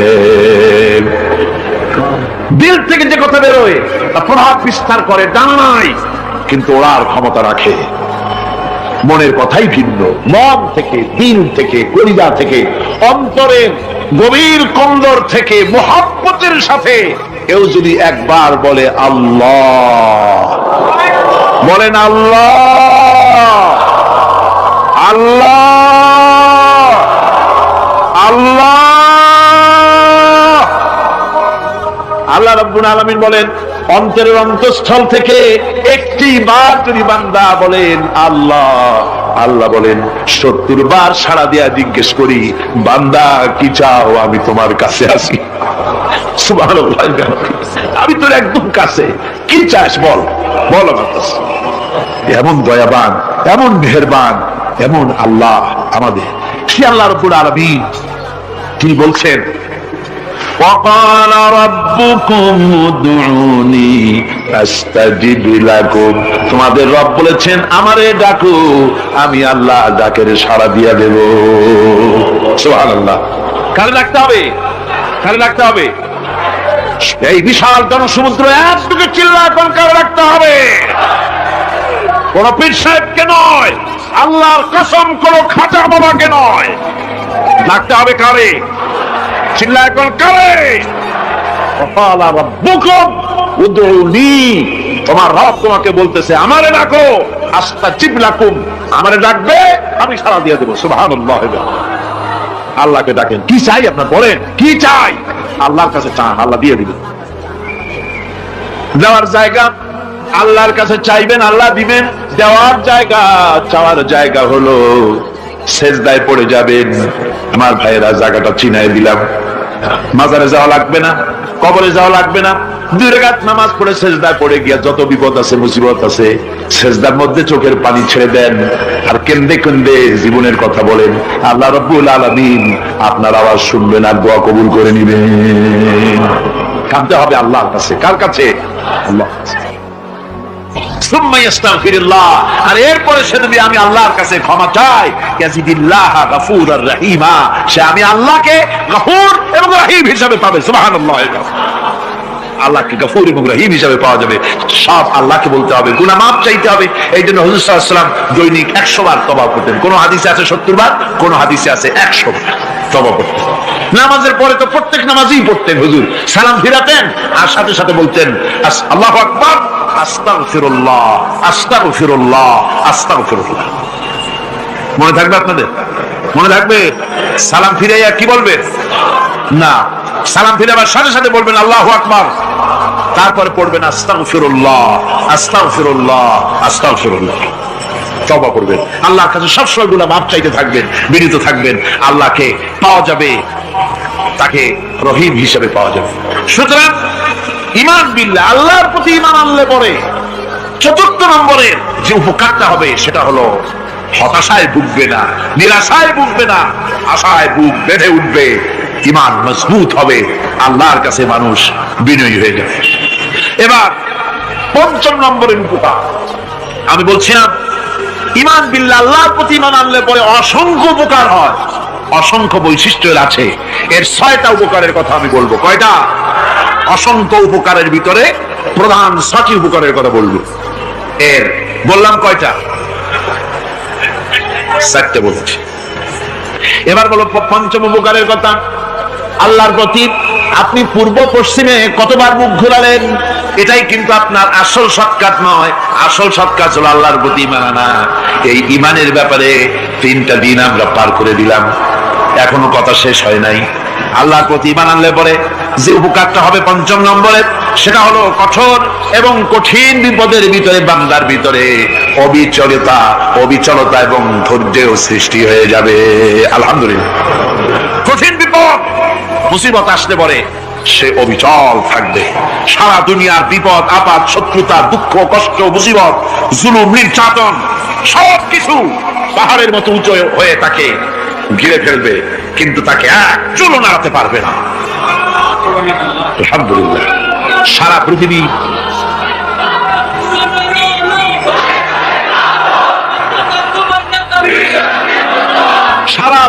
একদিকে আর সে একা একদিকে থাকবে। বিরোধিতা তো হবেই, বিপদ তো আসবেই। কবি বলতেছেন, সাথে জাকা রহা হ্যায় असल से ता इमरोज सते जाका रहा है असल से ता इमरोज चरागे मुस्तफावी से शरारे गुलाबीस। সে আবহমান কাল থেকে শুরু করে মুস্তাফা সাল্লাল্লাহু আলাইহি ওয়াসাল্লামের দীপ শিখার সাথে আবু জাহেল আবু লাহাবের অগ্নিস্ফুলিঙ্গের টক্কর লেগেই আছে। রাসূলুল্লাহ আল্লাহর দেওয়া এই বিধান, এই দ্বীনের বাতিটা টিম টিম করে জ্বলেছে। আর গোরকি টর্নেডো হাজার হাজার মাইল বেগে হেরিকেন এসেছে, গোরকি এসেছে, টর্নেডো এসেছে, টাইফুন এসেছে, কিন্তু এই আলো নিবাইতে পারে নাই। সুবহানাল্লাহ, এই আলো নিবাতে পারে নাই। এই শত্রুতা চিরকালের, নিবাতে পারবে না। কারণ হচ্ছে আল্লাহ রাব্বুল আলামিন বলেছেন, ইউরিদুনা লিইউতফিউ নূরাল্লাহি বিআফওয়াহিহিম ওয়াল্লাহু মুতিম্মু নূরিহি ওয়ালাউ কারিহাল কাফিরুন। ওরা চায় মুখের ফু দিয়ে আমার আলোকে নিভিয়ে দেবে, কিন্তু আমি আমার আলোকে পূর্ণতা দান করব, তাতে কাফের বেঈমানদের কলিজায় যত জ্বালা যন্ত্রণা হোক আমার দিন কেউ বিজয় দিতে পারবে না। সুবহানাল্লাহ। সুতরাং বিপদে অবিচলতা আসবে, সে অটল হবে, মজবুত হবে। কোরআনে কারীম বলতেছে, ওয়া কাযালিকা জাআলনা লিকুল্লি নাবিয়্যিন আদুওয়াম মিনাল মুজরিমিন। এই পৃথিবীতে এমনি করে আমি সকল নবীদের শত্রু বানিয়েছি, সব পাপিষ্ঠ অপরাধীদেরকে। নবীদের সাথে বিরোধিতা করেছে কারা? পাপিষ্ঠরা, অপরাধীরা। আজও খুঁজে দেখেন, আজও ইসলামী আন্দোলনের বিরোধিতা যারা করে সবগুলি কি পাপিষ্ঠ? সত্য কি না কর? ইসলামী আন্দোলনের বিরোধিতা যারা করে হিসাব করেন, চোখ দিয়ে তাকায় দেখেন, খুঁজে দেখেন তাদের নামগুলি। মদখোর, সেনাকার, বদমাশ, চোর, হাইজাকার, বেনামাজি, লুটেরা, মিথ্যাবাদী, সবচাইতে সমাজের নিকৃষ্ট লোকগুলি ইসলামের বিরুদ্ধে।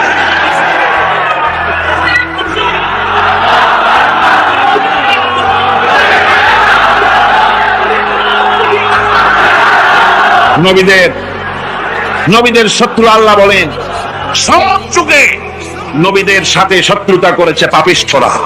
আল্লাহর কথা, কার কথা? সকল যুগে নবীদের সাথে শত্রুতা করেছে পাপিষ্ঠরা, নিকৃষ্ট ধরনের অপরাধীরা। সুতরাং নবী রাসূলদের অবস্থা যখন এই, তখন দ্বীনের দাওয়াত যারাই দেবে তাদের কিসমত এরকম হবেই। এই বাধার মোকাবেলা তাদেরও করতে হবে। এই যে বাধাটা আসে, এই যে মারে, অপরাধ কি? এই যে তারা চোর বা ডাকাত যাদের মারা হয়। আল্লাহ রাব্বুল আলামিন বলেন, অপরাধ হলো ওয়ামা নাকামু মিনহুম ইল্লা আইয়ুমিনু বিল্লাহিল আজিজিল হামিদ। অপরাধ হচ্ছে ঈমানদার লোকদের উপরে নির্যাতন চালিয়েছে, অন্য কোনো কারণে নয়। কারণ একটাই, তারা আল্লাহর জমিনে আল্লাহর দ্বীন প্রতিষ্ঠা করতে চেয়েছে, আর কোনো অপরাধ না। জমিন আল্লাহর, জমিন কার? এই বিশাল জনসমুদ্র গর্জে উঠুন এক চোখে বলুন, জমিন কার? আইন চলবে কার? এখানেই সংঘর্ষ বেঁধেছে আবহমান কাল করে। মানুষ অত্যাচারিত হয়েছে, সাহাবায়ে কেরাম অত্যাচারিত হয়েছেন। বুখারী শরীফের হাদিসে এসেছে, রাসূল করিম সাল্লাল্লাহু আলাইহি ওয়াসাল্লামের কাছে হযরতে খাব্বাব গিয়ে উপস্থিত হয়েছিলেন। হযরতে খাব্বাব বলেন, হাদিসটা এভাবে লেখা হয়েছে বুখারীতে, ওয়ান খাব্বাব বিন আল-আরিদ রাদিয়াল্লাহু তাআলা আনহু قال شكونا إلى رسول الله صلى الله عليه وسلم وهو متوسد بردة له في ظل الكعبة। রাসূলুল্লাহর কাছে গেলাম, কাবা শরীফের কাছে গিয়া দেখি নবীজি একটা চাদর গায়ে দিয়ে তিনি আরাম ফরমাচ্ছিলেন কাবা শরীফের ছায়ায়। সেখানে গিয়ে বললাম, আলা তাস্তানসিরু লানা আলা তাদউ লানা ইয়া রাসূলুল্লাহ, হে আল্লাহর রাসূল, আপনি কি আমাদের জন্য আল্লাহর কাছে দোয়া চাইবেন না? আপনি কি আল্লাহর কাছে আমাদের জন্য সাহায্য চাইবেন না? আমাদের লোকগুলিকে, মুসলমানগুলিকে মারতে মারতে তো শেষ করে ফেলে দিল। তারা আমাদের সুমাইয়াকে মারলো, আমাদের খাব্বাবকে উটের সাথে পায়ের দড়ি লাগায় টানলো, আমাদের খোবায়েবকে তারা আগুনের উপরে চিৎ করে শোয়ায় রাখলো, না খায় রাখতেছে, মারতেছে, কষ্টে তো শেষ হয়ে গেলাম। হুজুর, আপনি কি আমাদের জন্য দোয়া করবেন না? হাদিস শরীফে এসেছে, নবীজি উঠে বসলেন সোজা হয়ে।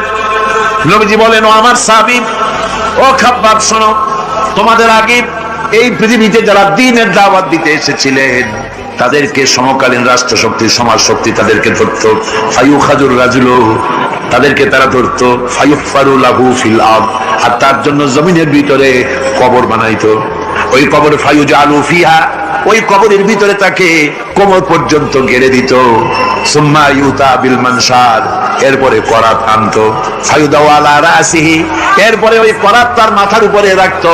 ফায়ুজালু নিসফাইন, এরপরে করাত দিয়া চিরে জীবিত মানুষটারে দ্বিখণ্ডিত করে ফেলে দিত। মা ইয়াসুদ্দুহু যালিকা আন দীনিহি। ও আমার খাব্বাব, এত কষ্ট দেওয়ার পরেও সেই যুগের কোন মুসলমানকে, দ্বীনের দায়ীদেরকে আল্লাহ দ্বীন থেকে এক চুলো তারা সরাই দিতে পারে নাই, এক চুলো সরাতে পারে নাই। ওয়াল্লাহি, ও খাব্বাব, আমি আমার আল্লাহর নামে কসম করে বলছি, লা ইউতাম্মান্নাল্লাহু হাযাল আমরা হাত্তা ইয়াসিরা আর-রাকিবু মিন সানা ইলা হাযরামাউত। আমি কসম করে বলি, আল্লাহ রাব্বুল আলামিনের এই সানা থেকে হাজারামাত পর্যন্ত লোকেরা যাতায়াত করবে, সুন্দরী রমণীরা গমন করবে, সদাগরেরা যাতায়াত করবে, টাকা নিয়া পয়সা নিয়া যাতায়াত করবে। তাদের মনের মধ্যে লুটের ভয়, টাকার ভয়, চুরির ভয়, ডাকাতির ভয়, জেনার ভয়, হত্যার ভয়, ধর্ষণের ভয়, কোনো ভয় থাকবে না। লা ইয়াখাফু ইল্লাল্লাহ, আল্লাহ ছাড়া কোনো ভয় থাকবে না। এমন একটা সমাজ, এমন একটা সময় আসবে, ওয়ালাকিন্নাকুম তাস্তাজিলুন, অথচ খুব তাড়াহুড়ো তোমরা করতেছো। তাড়াহুড়ো করো না, সময় আসবে ইনশাআল্লাহ।